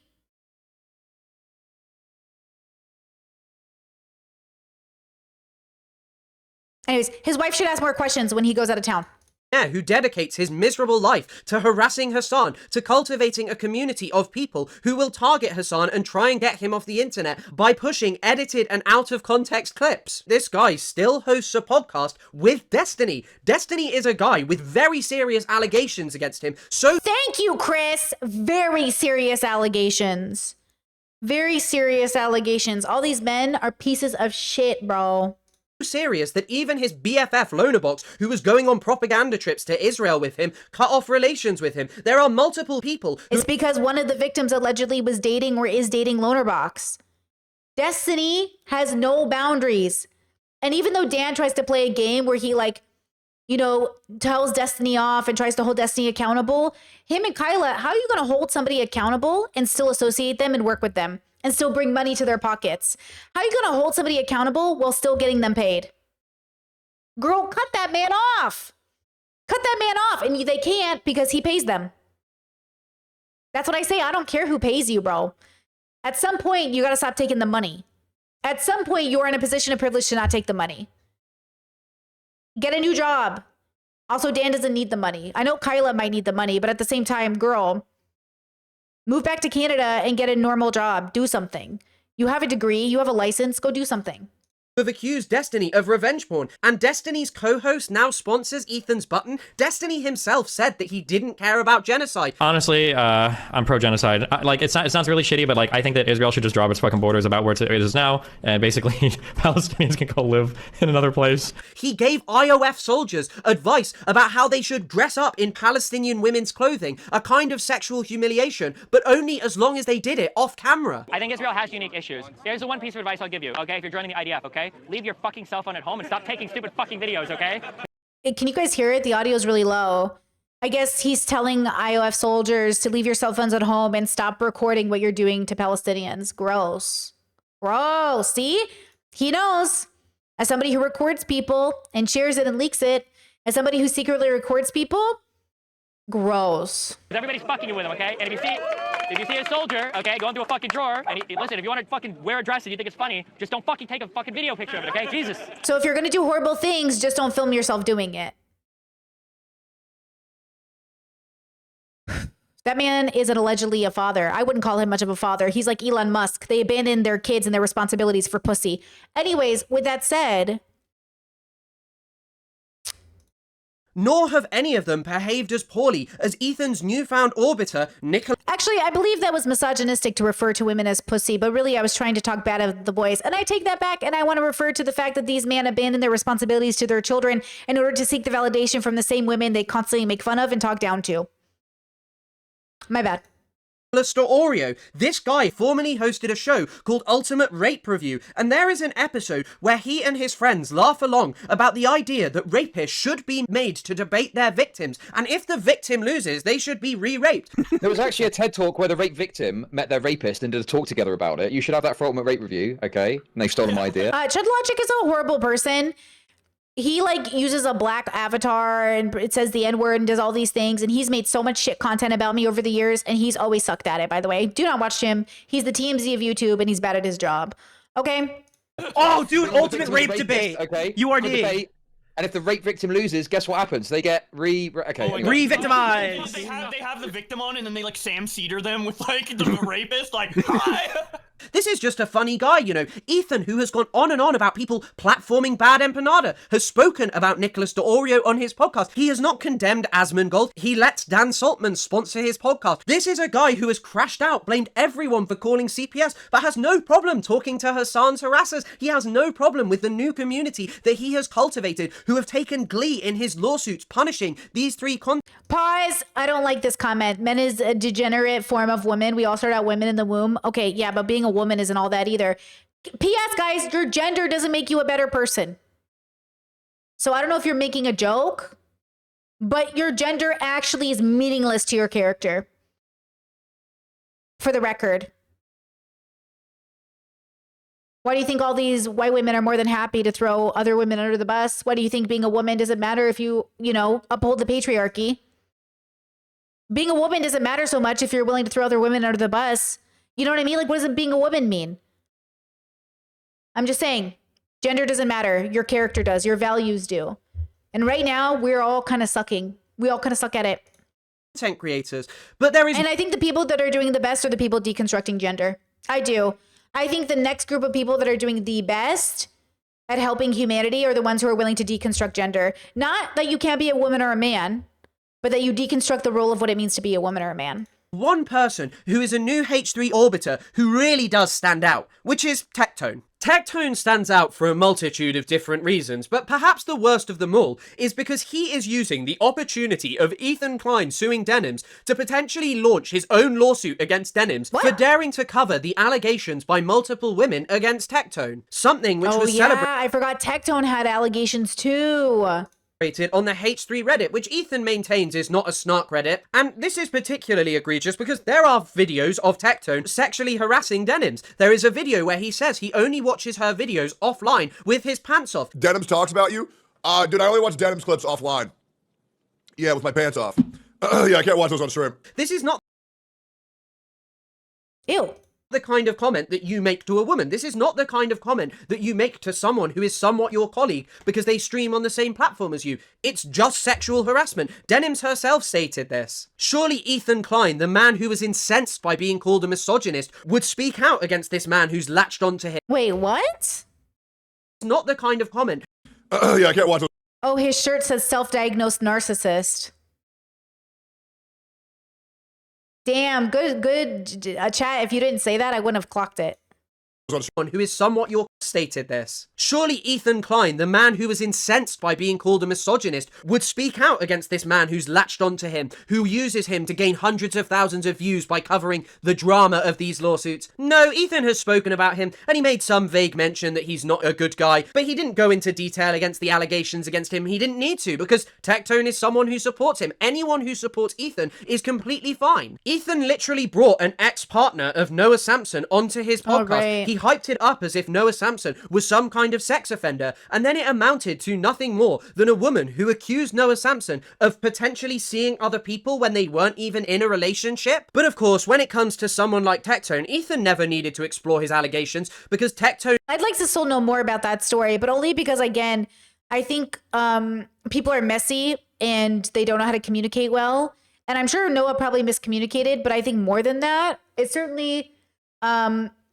it isn't helpful that we don't teach people how to communicate properly with one another. is someone who agrees with him. Ethan's community can celebrate Tectone because he's a good guy who doesn't dare to call out Ethan because of his genocidal views. Ethan literally admitted that Tectone is one of Frogan's biggest harassers. But your point, which is correct, is that he's friends with Frogan. He featured Frogan, and he, I'll say, is probably her biggest harasser. He's the dude most dedicated to fucking with her and being really nasty to her. Yeah. Someone who contributes to the kind of misogynistic, fat-phobic and Islamophobic hatred that she is spammed with online. I feel like if you think Frogan is ugly, then I have nothing to say to you. Frogan is so obviously beautiful. You don't have to think she's like a 10 because like who is? But like if you think Frogan is ugly, like first of all, that's crazy. When I saw Tectone going after Frogan's looks, I was like, okay, sir, don't make me, okay? Frogan is obviously so beautiful. Yet doesn't have a problem with him latching onto him. And the reason I have dedicated so much time to Tectone is because this is the kind of community that Ethan has cultivated. These are the kind of people who are his orbiters, who join in on his dog piles against Hassan Piker and anyone who is friendly with him. Tectone is a man who claims that he didn't know that his father was a sex offender, even though his father's case received huge amounts of public attention because it was in the military. And he was 15 at the time his father went to prison and apparently never bothered checking why he might have gone to prison. What? But Tectone's narrative was... And by the way, zoom out with me, guys. Everybody hold my hand and zoom out with me. Hold my hand. Hold my hand and zoom out. I saw a video of Tectone. Maybe Chris will show it. Of him saying, like, I guess I'm not going to hang out with my dad on stream anymore. Listen to me when I say this.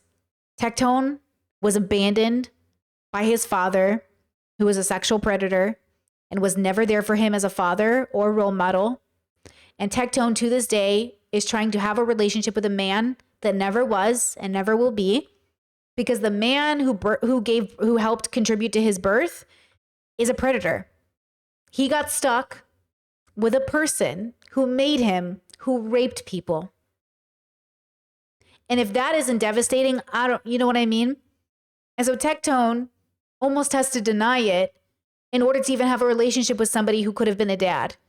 He needs to go to therapy and realize, like, you never had a father, but you didn't need one. But I know you really, really wanted one. And I'm sorry he wasn't there. Tectone was experiencing homelessness, addiction. His rise to fame came through an addiction, which there is that parallel with content creators. I tell you this all the time, whether it's the Destiny or the Contras or the Tectones, where they genuinely rise to fame. As they rise to fame, their mental health declines. And then people think, well, at least you have money. Am I right? Yeah, but your addiction's going up, your depression's going up, your self-hatred is going up. You're not healing. But hey, at least I'm a millionaire. At least I'm, 7 figures. Am I right? So from that perspective, I am devastated for the little boy that was Tectone, who never had a dad because his dad was busy being a predator. I mean, reminds me of, Destiny's situation, right? Abandoned his son, moved to a different state to pursue women and be a predator. And he puts his kid online. That's the worst part, is that kid has a internet footprint of being Destiny's kid. And that's it. That's your dad. You got stuck with that dad. That sucks. That's, and look, people are critical, but like, it is what it is. That's why I love to see Vivian succeed. Because I think it's so important that when your fathers abandon you or when your parents abandon you, that you realize that it has nothing to do with you. You are not a bad kid because your parent was a bad parent. Okay, you got a shit end of the stick. And I'm sorry about that. And also we can see why our children, when abandoned by parents or not given the love they need, statistically end up in a worse place. That's a huge part of it for sure. Right? Is that ultimately, like, Tectone's father and who his father was doesn't excuse the harassment he's throwing at Frogan. So now in present time, we're dealing with a cycle that continues. Another man abusing another woman. And if Tectone wants, he can become the generational curse breaker, but he's got to go to therapy and he's got to realize it's bad. It's all bad. But will he do it? I doubt it. And so he must be held accountable, right? Because he is continuing the cycle.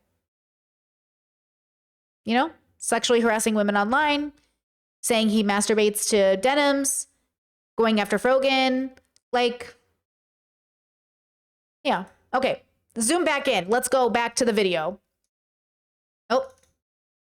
Cast into doubt by his ex-girlfriend, who came out and said that Tectone's dad constantly joked about women being raped in Vietnam. And this is particularly worrying because his dad is a sex offender and he served in Vietnam. So was he telling the truth? We know that this kind of thing was being done by American soldiers, and he was making jokes on podcasts with female content creators about this kind of stuff. She also stated that he constantly spoke about having sexual relations with another female co-host, and also continually downplayed the allegations against him, saying that women in the military had lied about him. So this would seemingly cast serious doubt on Tectone's narrative that he just didn't know that his father was some kind of sexual abuser, which means that Tectone knowingly brought a sexual abuser around young YouTubers. He brought his father, a sex criminal, around other content creators. That's not a normal thing to do, and often YouTubers are mocked for their apologies. But after this all emerged about his father, Tectone produced what is quite possibly the worst YouTube response that you have ever seen. It is up there with Logan Paul, Colleen Ballinger, all of these people. It is comically bad. And I don't really know what to think. I suppose, due to this all being resurfaced by Hassan, I suppose I will no longer be interacting with my father in any way, shape, or form on my stream or my content. The past 24 hours have been very shocking. It has been very alarming. And I don't really know what to think. Because if you... That's the video I was talking about. So, Tectone, instead of being shocked that his father is a predator, is mad at Hassan for talking about it. But remember, mothers protect their predator sons, women stand by their predator husbands, siblings make excuses for their siblings. We all make excuses for people in our lives because we're all traumatized and wounded. And when we heal, it's easier to stand up to injustice. One of the incentives to healing is you will be a better activist.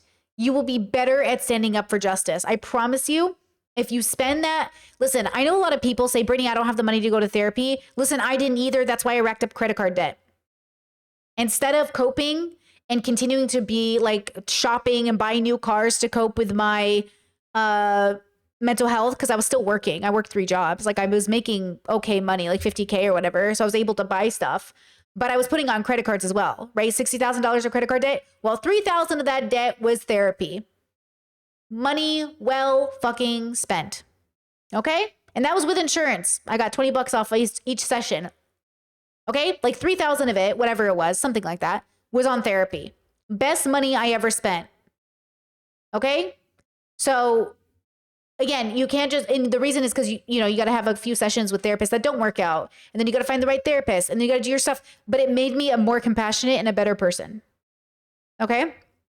So if you need an incentive to, like be a better person, start with healing those generational curses, Actually listen to what Tectone is saying here. He is crying not because of allegedly what he's first hearing about his dad, but because he won't be able to bring his father on stream anymore. I mean, that is what he is saying. And he spends his time crying about Hasan Piker for bringing this up. Information that people should know. You shouldn't be crying about other content creators when you find this kind of stuff out about your dad. And then he starts talking about all of the personal issues in his life, which do sound difficult, but it's not really relevant when your father is being accused of sexual abuse.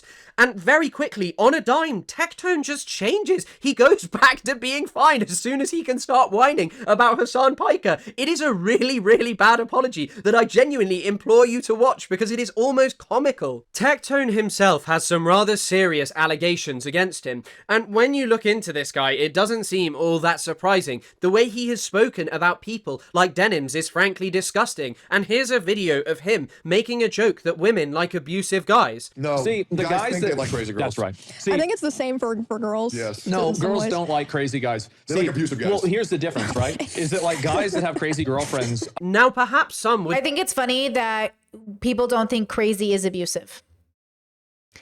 Like, oh, you like crazy girls, you like crazy. It's all toxicity, y'all. It's all abuse. It's all toxicity. But if you mean I like vulnerable girls who are mentally ill so I can take advantage of them, that's your abuse. If you mean, I'm 2 toxic people trying to make, a relationship work because they think their love will be healed by their fucking twin flame. Boo. But like this stereotype, listen, it's me, Jordan Peterson. And have you ever heard of a pirate? Women love pirates. Just ask a girl, how do you feel about Luffy? Though in my opinion, I'm more of a Zoro girl myself. Or really, it's all about the Namis, the Robins. Maybe a little bit of Frankie. Anyways, listen. It's the Dark Triad. The Dark Triad. You know why women are into the Dark Triad? Because we're traumatized, you fucking losers. The patriarchy has traumatized us into thinking we want men who will sneak in through our bedroom doors and kidnap us to be on a pirate ship. Yes. And then we all go to therapy and we realize, okay, a fantasy is a fantasy, but we no longer are into that idea because we healed. Like, we've been traumatized by the patriarchy to think ravishment like porn is hot. Listen to me. In a safe space where you've deconstructed, you can still find a fantasy that you roleplay hot as long as you understand that it's not really who you are. It's just a fantasy. A fantasy is the thing you turn off. A fantasy is not something you live and experience that you feel is like genuinely, quote, who you are. A fantasy is role play. You're pretending. It's not really who you are. So if you're engaging in sex that you're like, this is who I am. Boom, boom, boom. I beat up my partner. This is who I am. That's not who you are. That's bullshit. Okay?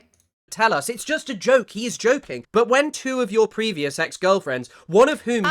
Chat says, is Luffy a real pirate though? I haven't seen him rob anyone. That man steal food all the time. He is always in a restaurant getting into a fight and not paying the bill.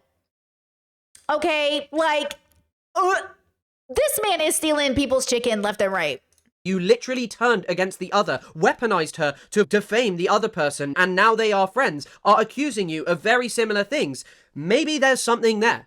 I can't say. I can't confirm this. Shamu has made an hour-long deep dive where he talks in depth and details these allegations, goes through police reports, highlights what Tectone has done, how he has responded to these kind of things. And I am not telling you whether Tectone has done these things or not. That's not up to me. But you can go out there and you can read this and you can see what Tectone is being accused of, what he has said to defend himself, and make up your own mind. And perhaps one of the worst things that I have seen from Tectone was actually his reaction to Ethan's lawsuits, because he was getting major enjoyment from them. He absolutely loved them. His response refers to Denims and Caseytron as bitches and whores throughout, and he makes this hilarious joke. Yeah, a lot of these women are crying because they know what they're going to have to do. They're fucking mid-ass OnlyFans where they show slight nipple and maybe a little bit of puss. Maybe. They're going to have to start fucking BBCs. Yep. They're going to have to start taking long, hard, raw. And they're sitting there and be like, I don't know if I'm ready to take all that dick just yet. But you're gonna have to, because when people stop shilling for the fucking nip and puss, well, sorry, bitch, you're getting banged out for life, is what it is. How is this?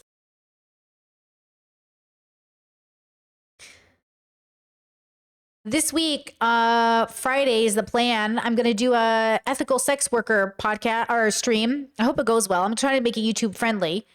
But how to create content that is sex positive and healthy and about the body and about deconstructing the male gaze out of your creative process, while examining that some sex workers under capitalism have to appeal to the male gaze, but like, you know, fuck that. Okay? Because Tectones are who you're going to have watching you. I don't really need Tectones in my audience. You know what I'm saying? I feel like I cultivated a very healthy OF audience, but that's because I've been a nude activist. I've done nude work. I believe in nude work.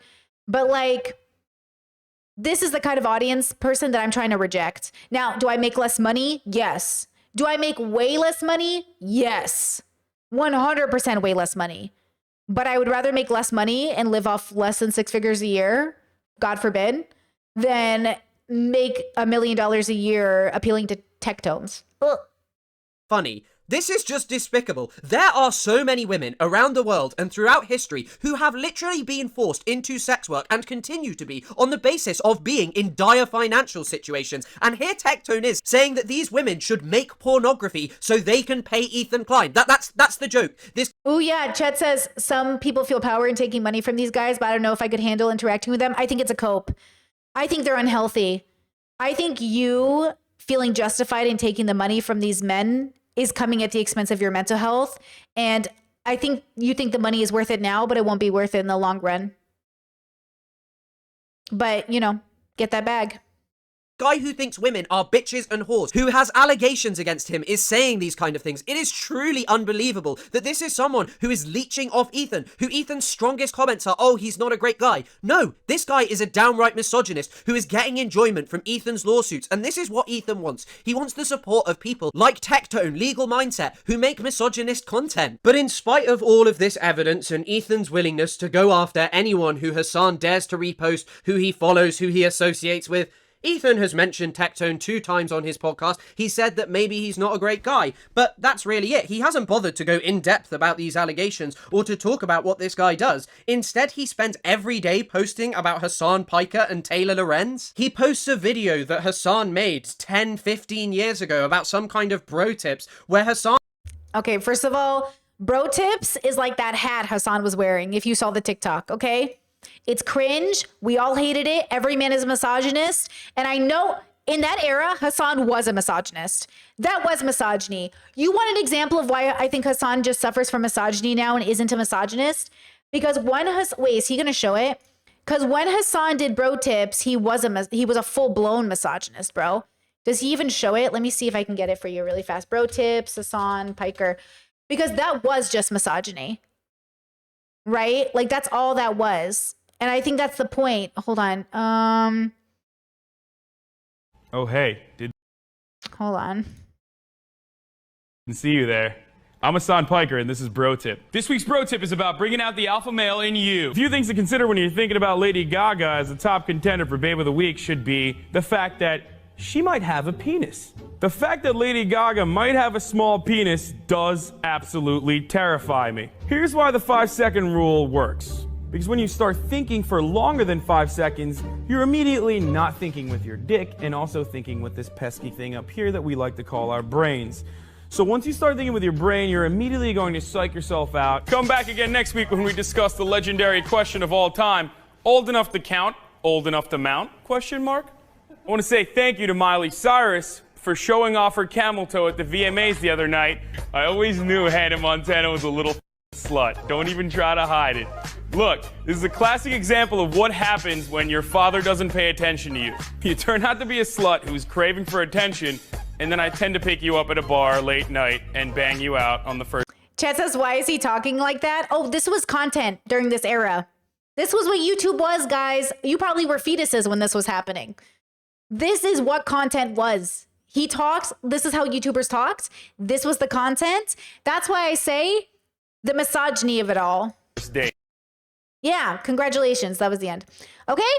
This is why I say I've seen Hasan grow. But yeah, rape culture, exactly, chat, misogyny. Yeah, Hasan doesn't make content like that anymore. Yeah, that's what I'm saying. Like, when I'm coming for Hasan, okay, hold on. I'm married. When I am criticizing Hasan, okay, it's because I know where he's been and where he's going. But I also know that he's still a man and he's still a pretty man, which means he's still going to suffer from misogyny. I tried, girls. Don't make fun of me right now, okay? I fucking tried not to make that. Leave me alone.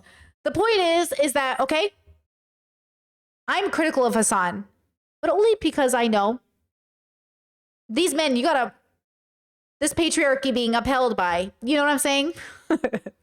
Hasan is actually a young man. Yet when anyone brings up videos Ethan made in his 30s, he says they were years ago. Exactly. Hasan's was 15 years ago, but Tectone's was last year. Make it make sense. Ethan's was 3 months ago. Make it make sense. That these were different times, when they are far worse than what Hasan is saying. I mean, as many have noted, Ethan made a video where he sexually harassed a minor who was a victim of the Boston bombing attack whilst Hila Klein recorded him. And yes, people do stupid things and post them, and the argument can and should be made that when we are younger, we do say stupid things.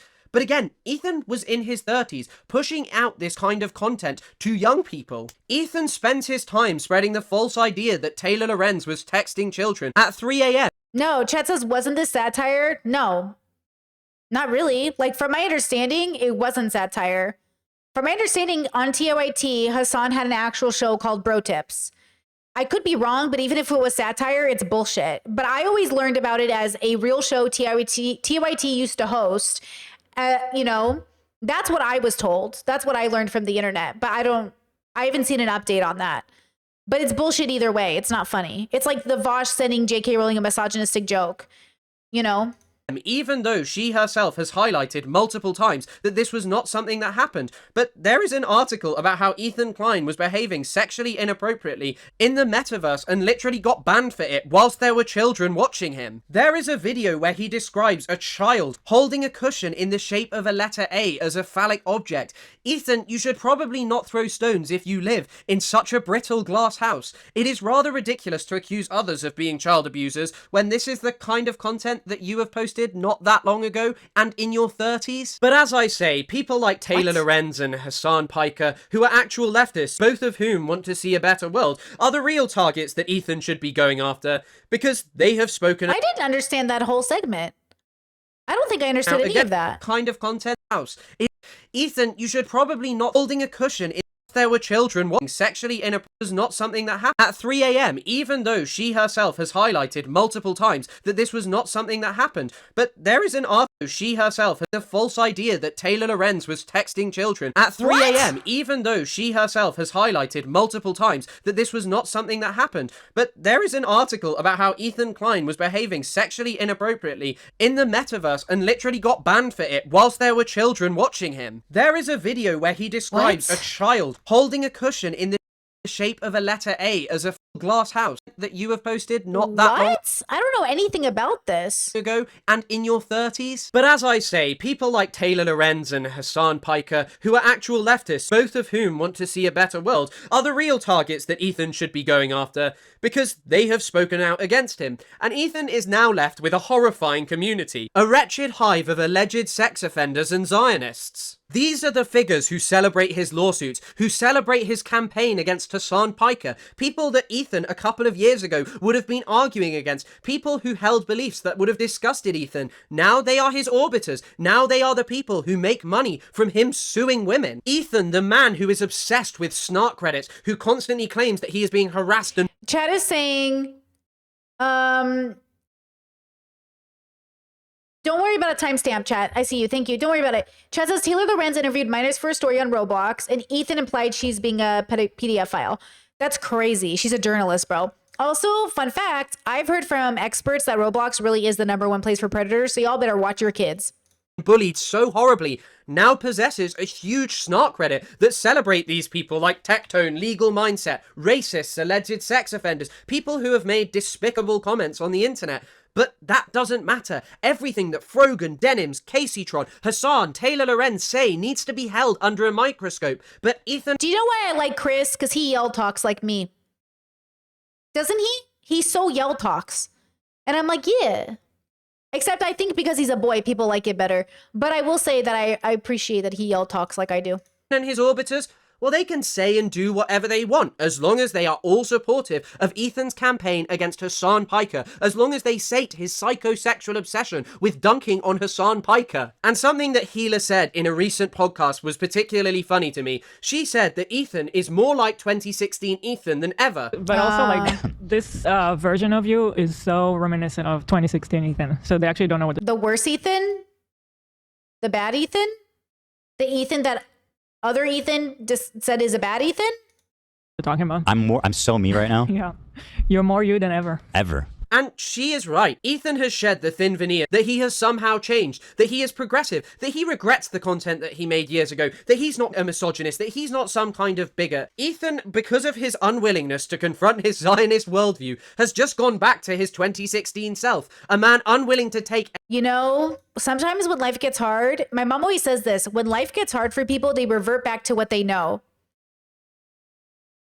And that's how I know I've changed, because when life gets hard, I don't revert back to past Britney. But Ethan, he went right back to it. So that's why I say when a person says like, I'm progressive, I'm this thing. Yeah, but when life gets hard, do you revert back to it? Because when life gets hard, that's when you know if you stand on principle or not. That's when you know if you really have changed. Because it's easy to say you're XYZ of a person when there's no temptation, right? But when temptation comes knocking, what do? Any criticism, craving attention by suing people who are hated. Even before the content nuke came out in January of 2025, he defended his old comment alongside Post Malone that women should be conquered. Okay, good. Or apes or whatever, right? Our Neanderthal cousins were probably just like crazy. So there's definitely something like in us to like conquer. Men want to like conquer. Right. So it's, you know, women are in a nature setting like to be conquered. Oh my God. That was the moment Filthy Frank was like, I'm never talking to this man again. Joji, what's his name? That was the moment he was like, I'm never talking to Ethan again. You know how Ethan to this day is like, I don't know why he stopped talking to me. Now he's like a musical artist. He doesn't want to be called Filthy Frank. Now he's just Joji, right? And that was the moment. That was the moment Joji's like, I'm changing my whole brand. I'm never talking to this man again. First of all, to be clear, I think it's funny how it went down with Joji. I don't even think there's really a problem with this clip, really. I mean, we just had drunk having a conversation. I said something without thinking that much and didn't really say that much. And I really don't even think it's only viral because Joji's. Yeah, it is a good Joji in the back. Yeah, it's not like any. You said way worse. That's what I'm trying to say. Yeah, for sure. I didn't want to say it. You said way worse. Come on. Yeah. And anyway, that was also that was one of the first. Wait, that is so funny. Chet said, Ethan posted Elin a bikini photo saying 3 kids, by the way, and people were like, okay, non-misogynist. That is how a liberal compliments a woman. That's why Francesca, Bitchuation Room, I was telling you about the misogyny in her chat. They're liberals. I'm sorry. Her audience is liberals. Well, Francesca, you're so hot and smart. Wow, Francesca, I can't believe you've had kids. Wow, Francesca, you're so hot for a mom. It's like, ugh. Boo! These are not deconstructed statements. Why are you even commenting like that? Ugh. Episodes we ever did. Yeah. These are the kind of things that Andrew Tate would say, someone who Ethan a few years ago was having arguments with. And Ethan said, the clip's only viral because of Joji's reaction. No, Ethan, it is viral because it is a weird thing to say. And his argument is, well, it's viral because Joji encompasses how we all felt in the moment hearing that statement. It was a drunk conversation with friends. But this is not the kind of conversation that I have with my friends, even when I'm incredibly drunk. It's not some kind of normal thing to say. And I'm a 24-year-old. You are more than 30 years old in that video. And with the point that you have reached, you are unwilling to accept any criticism. And after iDubbbz made his content cop about him, Ethan's comments about Anissa have been disgusting. He made sexual jokes about someone who he was formerly friends with that were totally inappropriate. But perhaps the worst part of all was this clip from the podcast. Just like, I had such a good joke, but I think it's too fucked up. Oh boy. Can I say it and then button it? I'll type it. I don't think you guys are gonna. Wait, so Anissa, is this Anissa's profile? Says, no way he's on the full all-right incel pipeline, bahaha, he thinks I'm an evil witch. It's your manic, desperate behavior that makes me think you're on drugs. You can't even finish a sentence half the time. Your tics have nothing to do with it. Post this on Twitter, pussy. Okay, first of all, Anissa.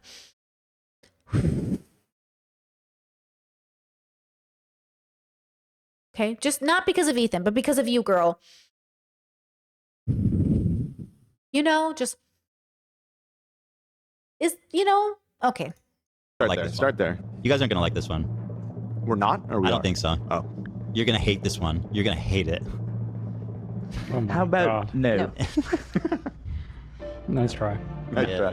Denied. No. I knew you guys weren't gonna like that one. Delete it from chat so you don't accidentally leak it later. Yeah. From your thoughts. Not bad. I'll delete it. Yeesh. Ethan has to ask his crew, his employees, his lackeys, whether his misogynistic joke is okay, and all of them are disgusted by it, and they literally tell him that he should delete it in case it leaks. He still finds it incredibly funny. Imagine if Hassan had done something like this, had texted his friends, oh, I want to make an anti-Semitic joke, I want you all to hear it, and they all told him no. This would be all Ethan would post on his story for months on end. But as I say, one rule for Ethan, one rule for everyone else. Exactly pisses me off. When Ethan does it, it's okay. When everyone else does it, not okay. That's why I'm annoyed. Now, after Ethan's relaxing and wonderful holiday for his 40th birthday, where he was doing normal things that we should all be doing on our 40th birthday. Oh, and by the way, guys, remember how Ethan said he was going to go to Israel to show the internet how beautiful Israel, and it's not anything like Hassan says, but he canceled his Israel trip because he said he didn't want his kids to get traumatized by the sirens there, which, cool, I'm glad you're protecting your kids. If only you would also want to protect Palestinian babies. Like, yeah, you shouldn't take your kids to Israel right now. They're kind of committing a genocide. You know what I mean? You shouldn't take your kids to Israel right now. But also, I wish you cared about Palestinian kids as well. He returned to his podcast in a great mood with the second episode. So wherever he went on vacation is what I'm trying to say. He probably went on vacation stateside. Featuring a brilliant tirade and rant about Anissa, going on and on about how he'd never be done with her. I win. You lose. You lose everything. Look at me. This is me. I win. You lose. And you will continue to lose. And I'll tell you why. Because I'm not done. I'll never be done. I will never be done with you. That's how much you've betrayed me and how much I want you to know how much you lose. And see, I used to think this thing was funny when he would do it with Trisha, and I thought it was a bit. I thought it was funny when Ethan would do stuff like this, like, I'm the Godfather, I'm Ethan, because I thought it was a bit and only a bit. But he's taking these women to court now. You know what I mean? It's like, I think okay, can I be real with you? Zoom out with me. I think he is playing it up halfway. Like, some of it is a joke, but then the part of it that isn't the joke is real. Do you know what I mean? Like, I think some part of his brain is like on stage and he's the theater kid, but he's losing himself to the script, which is why he comes off crazy. Because like it was funny and then now it's not funny. Because now you're actually doing it. Do you know what I'm saying? Have you ever seen like a theater kid who's like, he's because the audience revs him up. Like the audience makes him go into it more. Guys, it is true that my chat gets so funny and I get funnier with my chat. My chat, that's why I love live streaming. Because my chat gets me going.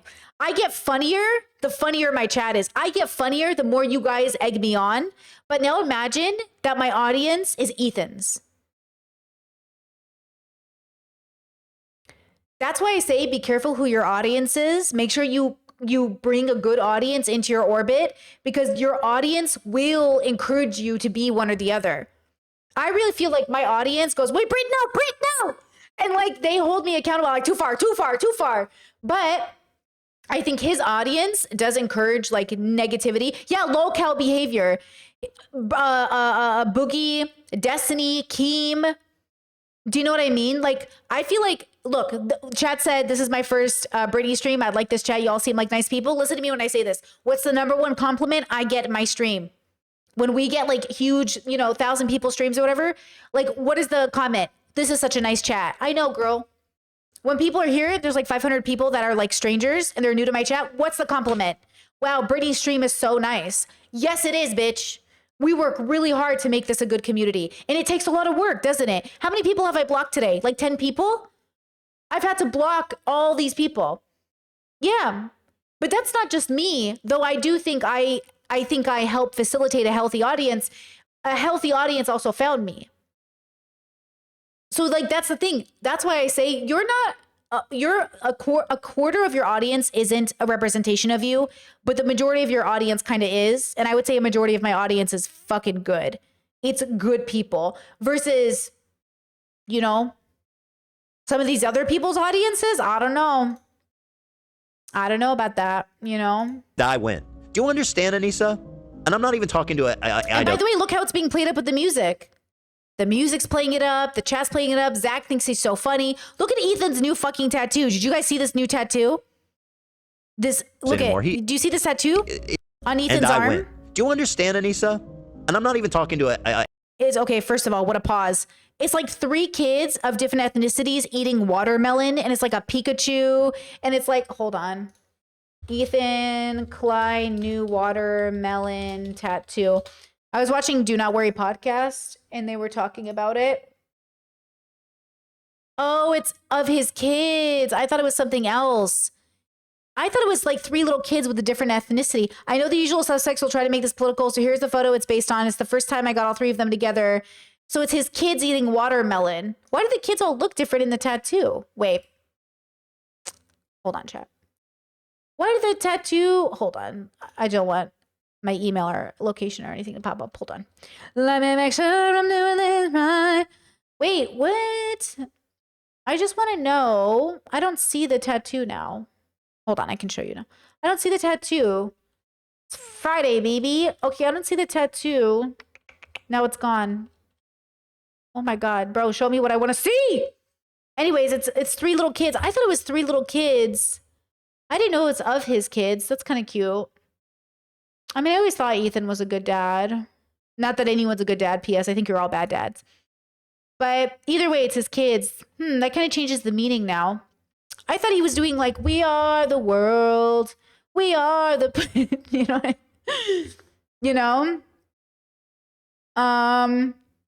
Chet says you're not there to see. So I hope we see each other we see each other in other people's chats and talk there too. It's such a great community here. Oh, I love that. Oh, that's sweet though, that he has a tattoo of his 3 kids. I didn't know that. That's kind of cute though. I am a sucker for millennial parents, connecting with their kids. Because I think if I was a millennial mom, I always think of ways like I would have raised my kids with cartoons or showing them things or, dyed my kids' hair because they came home from school and they're like, I want pink hair. And I'm like, okay. Like, I don't know. I think that's kind of cute. All right. I won't be mad over the tattoo. I thought it was a We Are the World kind of tattoo. And I was like, that's so stupid. But now that I know it's his kids, I'll back off. iDubbbz anymore. He's insignificant. He's gone.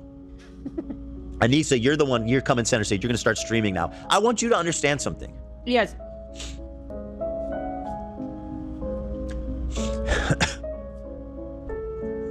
I am never going to be done.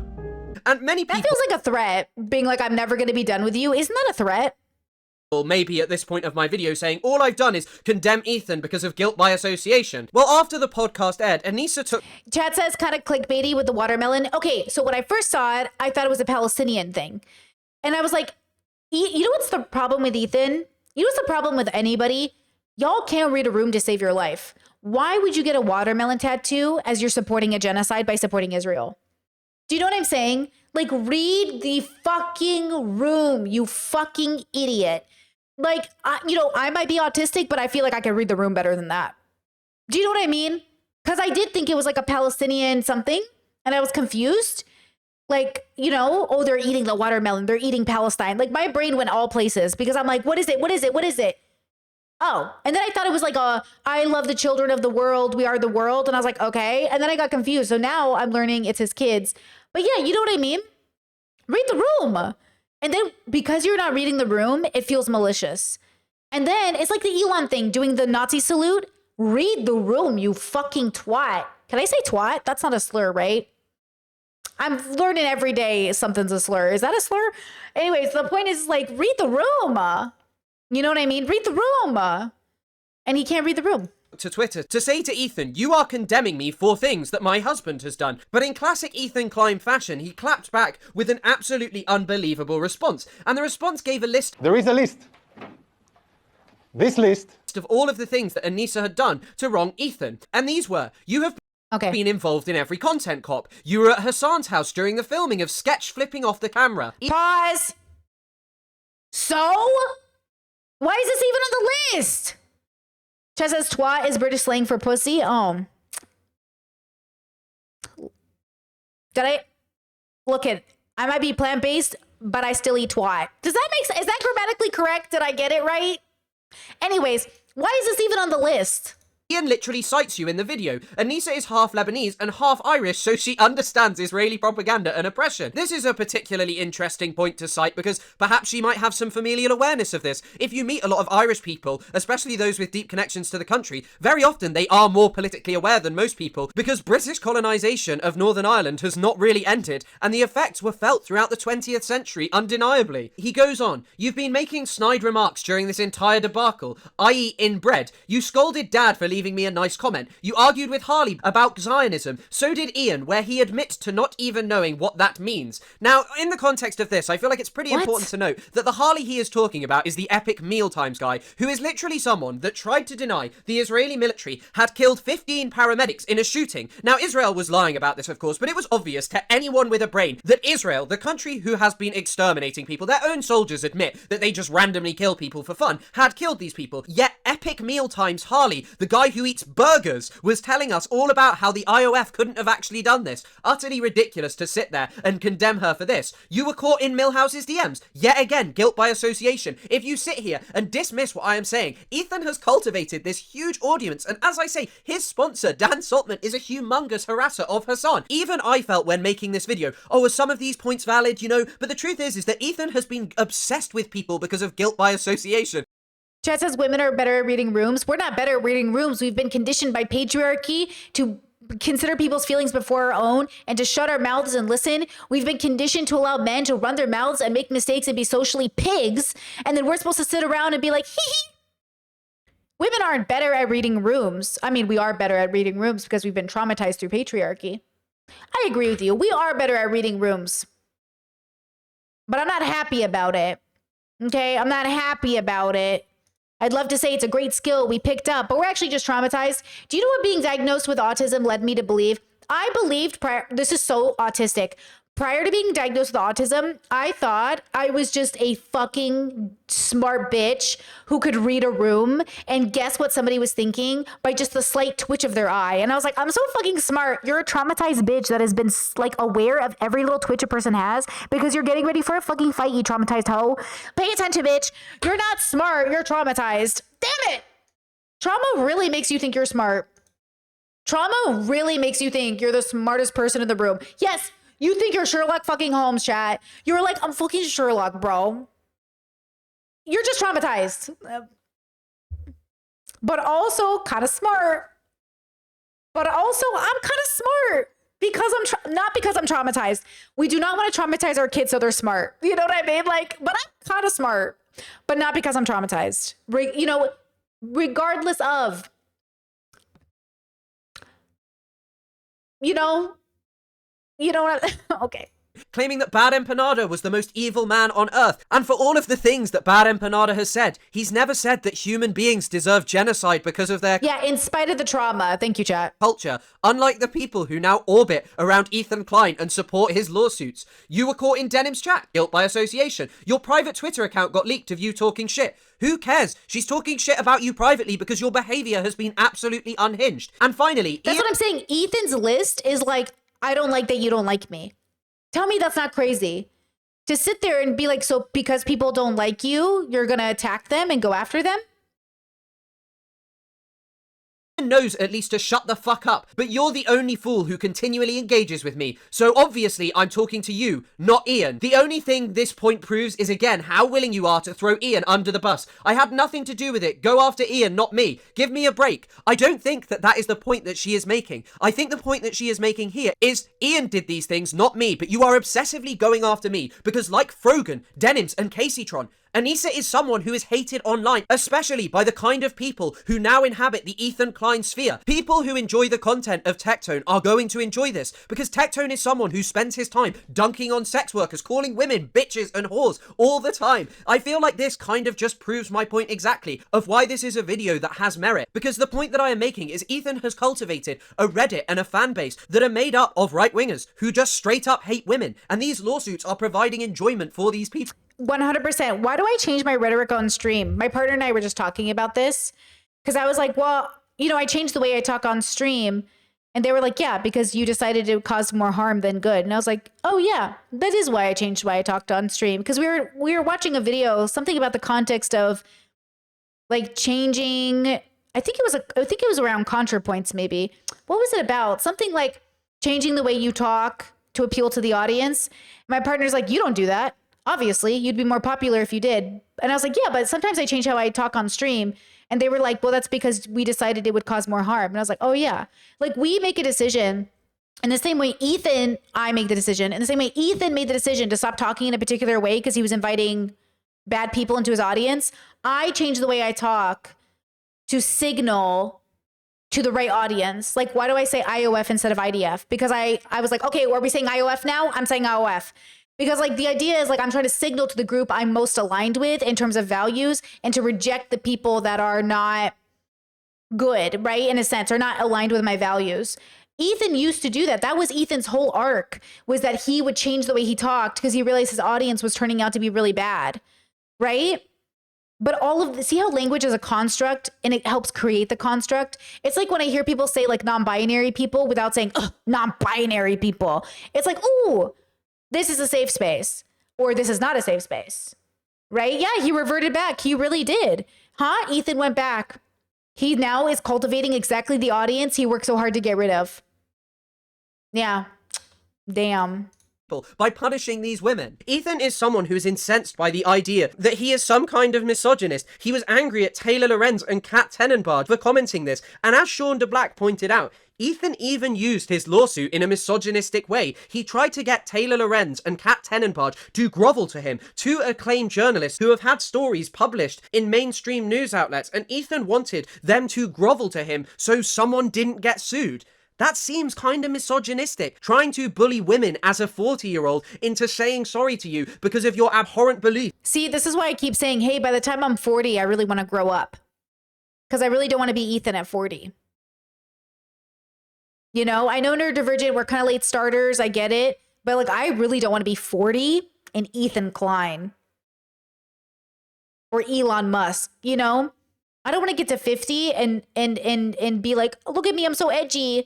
You know what I mean? Like, I kind of want to I want to earn my right to be like an elder in the community that doesn't make young people do emotional labor for me because I fucking haven't gone to therapy. So like, yeah, imagine being 40 years old and Ethan Klein. Damn.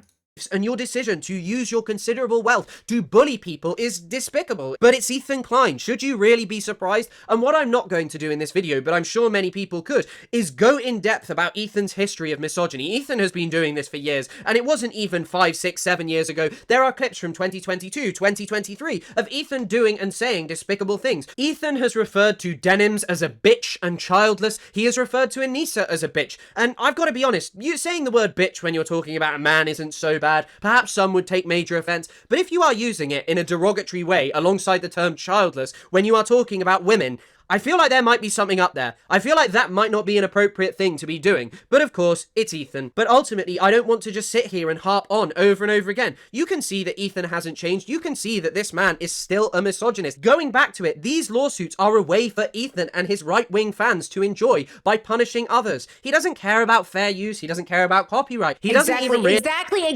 I'm so sick of the people. Guys, listen to me. There is no way Ethan is doing this authentically because he cares about... He doesn't care about none of that. This is revenge. Why is revenge bad? Don't I always say revenge is bad? This is revenge. I feel slighted. You slighted me. I feel offended. So I will seek revenge. You know? And this is why revenge is unhealthy. Stop seeking revenge. This is not healthy. If Ethan just took a second to stop and say, okay, am I just angry and so I want to hurt them? I want to hit them where it hurts? Or am I doing this for a really good reason? Because if you just want to do it because you want to hurt people, see why I say like you wanting to hurt people is never the answer. Okay? Stop wanting, like desiring to hurt people is not good for you. Your skin, girls. Look at my skin. No foundation, baby. Look at my skin. Okay? Or ignore the rosacea. Look at my skin. Okay? Okay? Okay. All right, thank you. Like, it's not good for you to want to see people in pain. Really care about what Frogan, Caseytron, and Denims have said about him. Ultimately, what he is doing is suing them so he can win in the court of public opinion. And whether he wins the case or not, he's already getting what he wanted. Hundreds of thousands of views on people like Asmongold, Tectone, and Legal Mindset being supportive of his case. They're clearly right-wing. All men. Are there any black women who are supporting Ethan in his endeavor that aren't, you know, Destiny orbiters? I kind of feel like if black women don't have your back, you're probably wrong. Not that, like, I get it. Like, there are some conservative black women. Could be Candace Owens. Okay, Candace Owens doesn't count. It can't be Destiny. It can't be Candace Owens. It can't be an orbiter of Destiny. And it can't be a conservative black woman. Okay, it has to be a progressive ones. And no transphobic ones either. It has to be black women who are liberated. If you know what I mean? I don't think so. Okay? I've watched Olay and Friends. Doesn't have her support. Doesn't have her support. Racist, misogynist, and bigoted audiences are loving this. They are loving watching their heroes dunk on these three women. They absolutely adore it. And whilst Ethan was particularly unwilling to confront it, the clip that iDubbbz ended his content nuke with is particularly poignant when you consider Healer saying that Ethan is back to his 2016 self. I have been kind of slipping into a very unhealthy place where it's gotten worse and worse, and I get criticized more and more, and I get more defensive and more pulled up, a feeling of almost infallibility that I could take anything on. It led me to make a lot of mistakes, and then when I was criticized for those mistakes, then I would act extremely defensive. Damn. And nasty, and not really processing them in a healthy way. Wow. Ethan is saying, wow. Wow, what a find. Okay, so zoom out with me. Zoom out with me. Philosophy, zoom out. I really believe that one of the healing components in knowing who you are in the story, and one of the things we're going to talk about today in the pod once I'm done editing it, subscribe to the pod channel, guys. Links in the description. Is having a good relationship with yourself begins with 1 and 2 steps, and that's it. 1, being brutally honest with yourself. Brutally honest. And 2, staying grounded. To have a good relationship with yourself, you must be brutally honest with yourself, not anybody else, with you, and stay grounded through the process, because it might make you feel crazy to realize you've been kind of crazy. You've been a bad person. Realizing you've been a bad person is really difficult. Realizing you've even done one bad thing is really difficult. But he knows, like his subconscious knows that he's repeating a pattern, but he's doubling down. And this is why I say, maybe nobody in Ethan's life really loves him. Or maybe Ethan, much like the audience he's curated, has curated a group of people that think he's justified. So when you're alone and in the privacy of a safe space, really acknowledging the ways that you've failed to live up to your values, and maybe even realizing you don't even have any, will really allow you to start being the person that you want to believe that you are. I'm sure Ethan wants to be a good person, but the road to hell is paved in good intentions, and it feels like Ethan has so many of them. He has so many of them, so many good intentions. And that's why we have to make content and why we have to talk about it. It's why we have to make content about ContraPoints, even though I'm sure a lot of us would hope we wouldn't have to. It's why you guys have to call me out when I overstep or go in a direction that doesn't align with my values. You know, it's why we have to accept that we are flawed as a species. We're truly flawed, you know, and we just have to think about it. Chet says, curious, did you consider covering Love Island? Guys, I would love to cover everything, but I can't. Like, I just don't have the time. I already work 10 hours a day, 6 days a week, and I am doing it all by myself. And YouTube makes you edit the crap out of those episodes just to get it on the air. I make like $20, $10 to $20 every video I post of a TV show.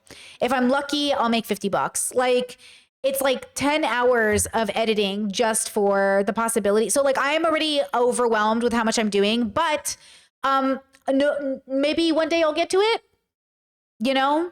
Maybe one day.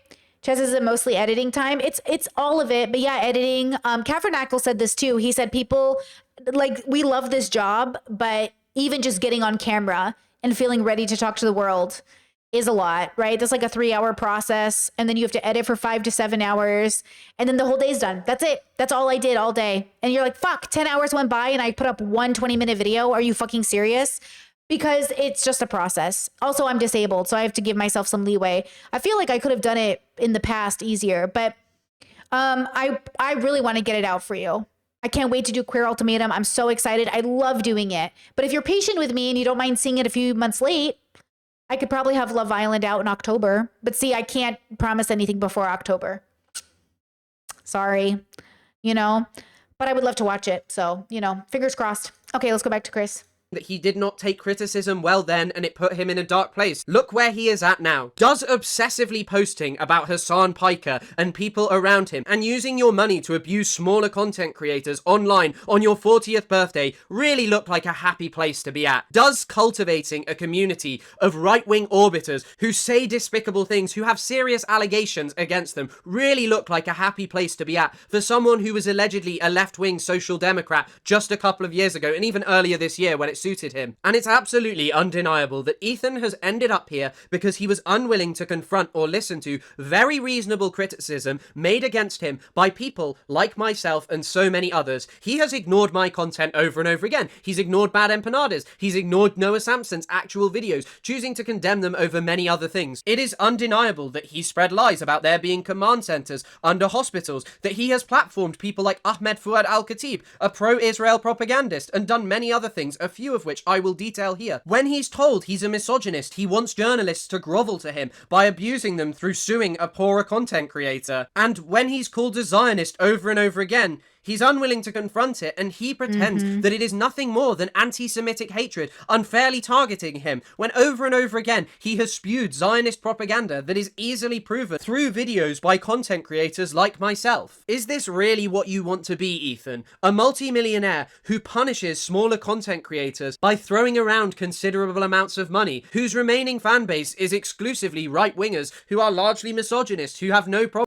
Listen, for everyone saying like, Hila and Ethan, I don't know if they're in love. Guys, I don't know why people struggle to see them as what they are. They're very in love, liberal people. They believe in girl boss, CEO capitalism. They're both Israeli. They both have a connection to Israel. They're both Americans now. Their kids are being raised there. They're on the same page. They're both stuck in this bubble. I don't know why people aren't willing to admit it. Guys, this is what a liberal is. They just remind me of every fucking liberal person that I know who's stuck in a specific bubble and won't fucking deconstruct. Do you know what I mean? Like, yeah. Have you never seen conservative like couples that are happy together? Like everyone keeps like, Gila's doing this and Ethan's doing this. Y'all just have never seen a couple who's in love but both prejudiced and bigoted. And it's just confusing to me. Like, I know as a progressive, you're thinking I would never date a bigoted person or whatever, but like, bigoted people date each other. That's why they have babies together. Nobody's more of a victim than anyone else. They're both just prejudiced, bigoted people together.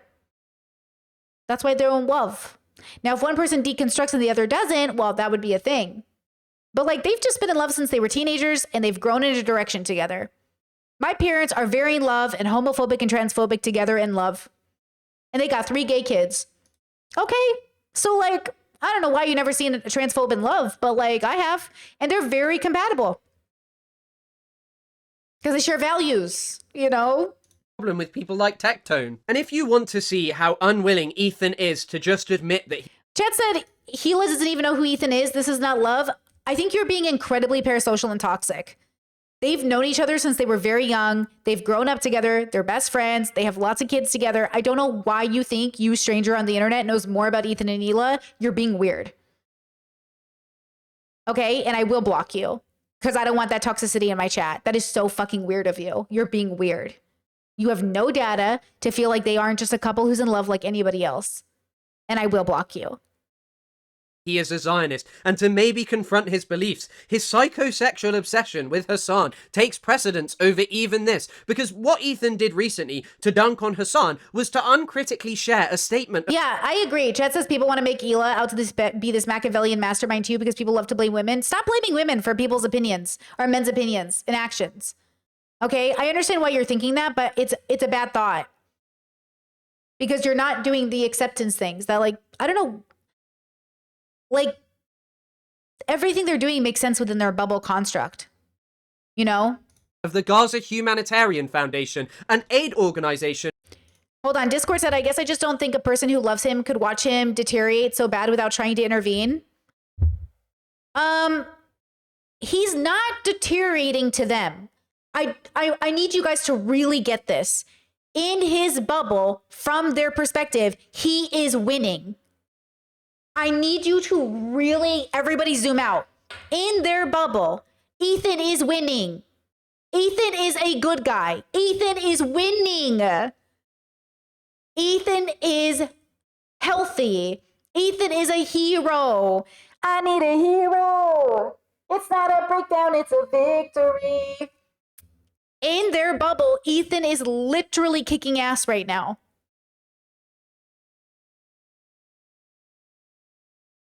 Process that. And then look at the situation. Then look at the situation and it will make sense. Discord said, yeah, I feel like they see him as an underdog. Exactly. And they cheer him on so hard. He's fighting for justice. They think he's doing... We see it as mental health. They see it as fighting for justice.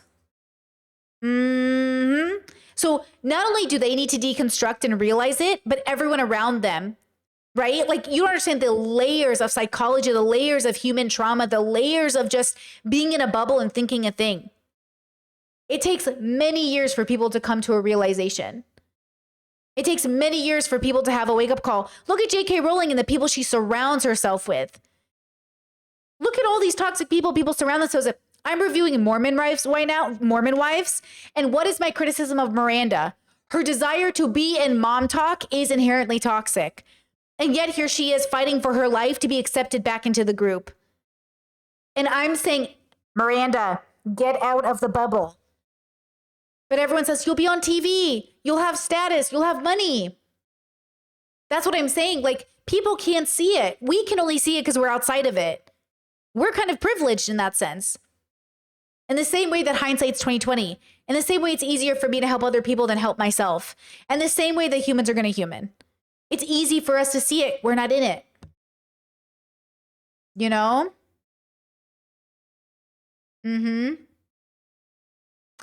Chet says, I'm not trying to offend you, Brittany. I say that because Hila says Ethan respects women and that he is pro-Palestine. Yes, because in their brain they are. Chet says they've been together for almost 20 years and Hila doesn't know who he is. Habibi, baby, sweetheart, Habibi, listen to me. In their bubble, he is pro-Palestine. He is pro-women.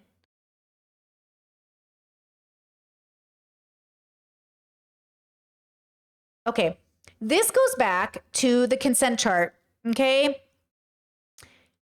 Consent chart. No consent. Consent. Informed consent, okay? Progressives, liberals, conservatives. Your conservative grandpa thinks it's hot to grab a woman and kiss her without asking first. Your liberal, that's Ethan and Hila, think you need to ask a girl consent before kissing her. A progressive would say, make sure if you kiss a girl, you first inform her that you just had an outbreak of a cold sore last week, so she makes informed consent about kissing you. Or let's say you had a cold. Make sure you say, hey, I have a cold. Is it okay that I kiss you? Informed consent. Ethan and Hila are perfectly in this liberal bubble. So they think Ethan does respect women. That he is pro-Palestine, because in that bubble, to respect women means posting a picture of your wife in a bikini and saying, 3 kids. The same way Francesca, Bitchuation Room, invites liberal men onto her post who says, wow, with a body like that, I can't believe you just had a baby. Liberals, liberals, liberals, liberals. Okay. In that bubble, he's pro-Palestine because he said, hey, genocide bad. In that bubble, Contra is also pro-Palestinian because she said, hey, genocide bad. Okay? That's it. Bubbles. That's it. Hila does know Ethan, and she does believe he's pro-women. In the same way, my father thinks he's pro-women, and my mother thinks she's pro-women, and they still voted for a goddamn rapist. Okay? The same way people think they're pro-women, but want to encourage women to be stay-at-home parents and think you'll only be fulfilled by having kids. Yeah. Okay. Yes, we got it. Everyone thinks they're not the racist one. Well, they literally are talking about how slave owners were good to their slaves. I'm not racist, but I think George Washington was kind of good to his slaves. All right, everybody stop. Everybody stop. But that's the thing. Okay, that's all I mean to say. I get heated. I'm excited. I'm autistic. I'm just saying, with passion, this is my life's work. And I'm telling you right now, the only thing I know how to do is categorize people. And I'm telling you right now, you must accept that they have the audacity to think they're pro-women while believing these things.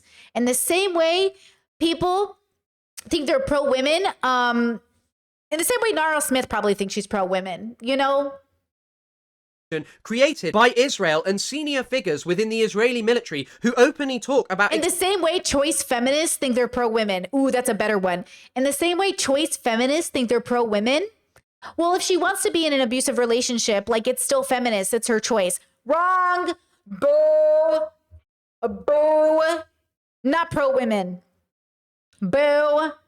Okay.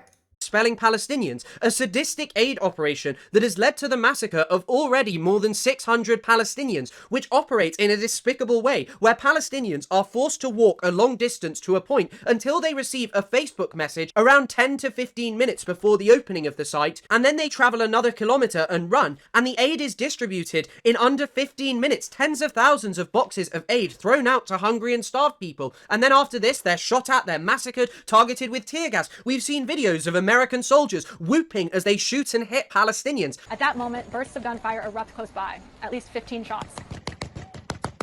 Damn.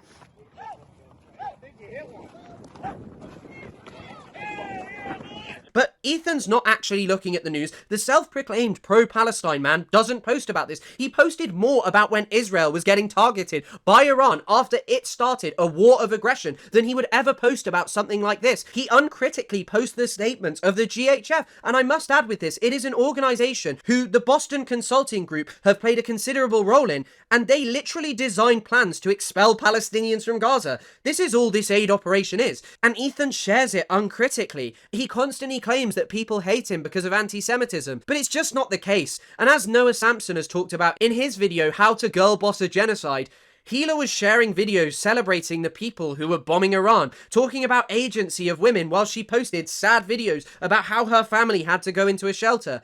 It's just utterly ridiculous to sit there and claim that Ethan is hated because of anti-Semitism, that he is harassed, that he is a poor target. The truth is Ethan doesn't care about Palestine. He is a Zionist, and until he abandons this, he's not going to be able to confront the criticism that he receives. He's not going to be able to understand that people are upset about the things that he and his wife have said, because they are in support of genocide. And this is where this all began. Ethan's unwillingness to abandon Zionism, a settler colonial project which was always tied to despicable entities like the British Empire, apartheid South Africa, the US Empire, brutal dictatorships all over the Middle East, North Africa, and the entire world, and also horrifying ideas like colonialism and the scramble for Africa. These were the things that inspired Zionism. It wasn't some wonderful project of Jewish people getting a homeland.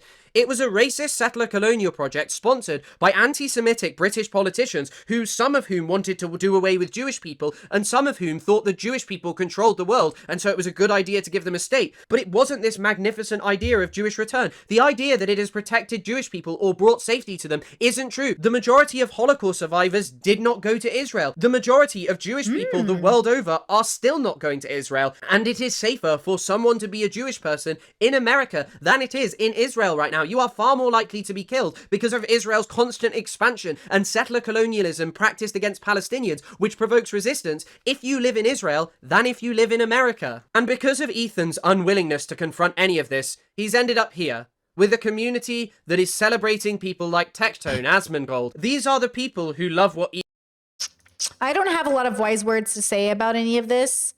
Oh, wait, is that the end of the video? Ethan is doing now. Oh, that was the How end far? Excuse me, Thank you. Zoe, not right now, Zoe. Thank you. Love Zoe, not right now. I don't have anything really wise to say in that regard, but I will say, yeah,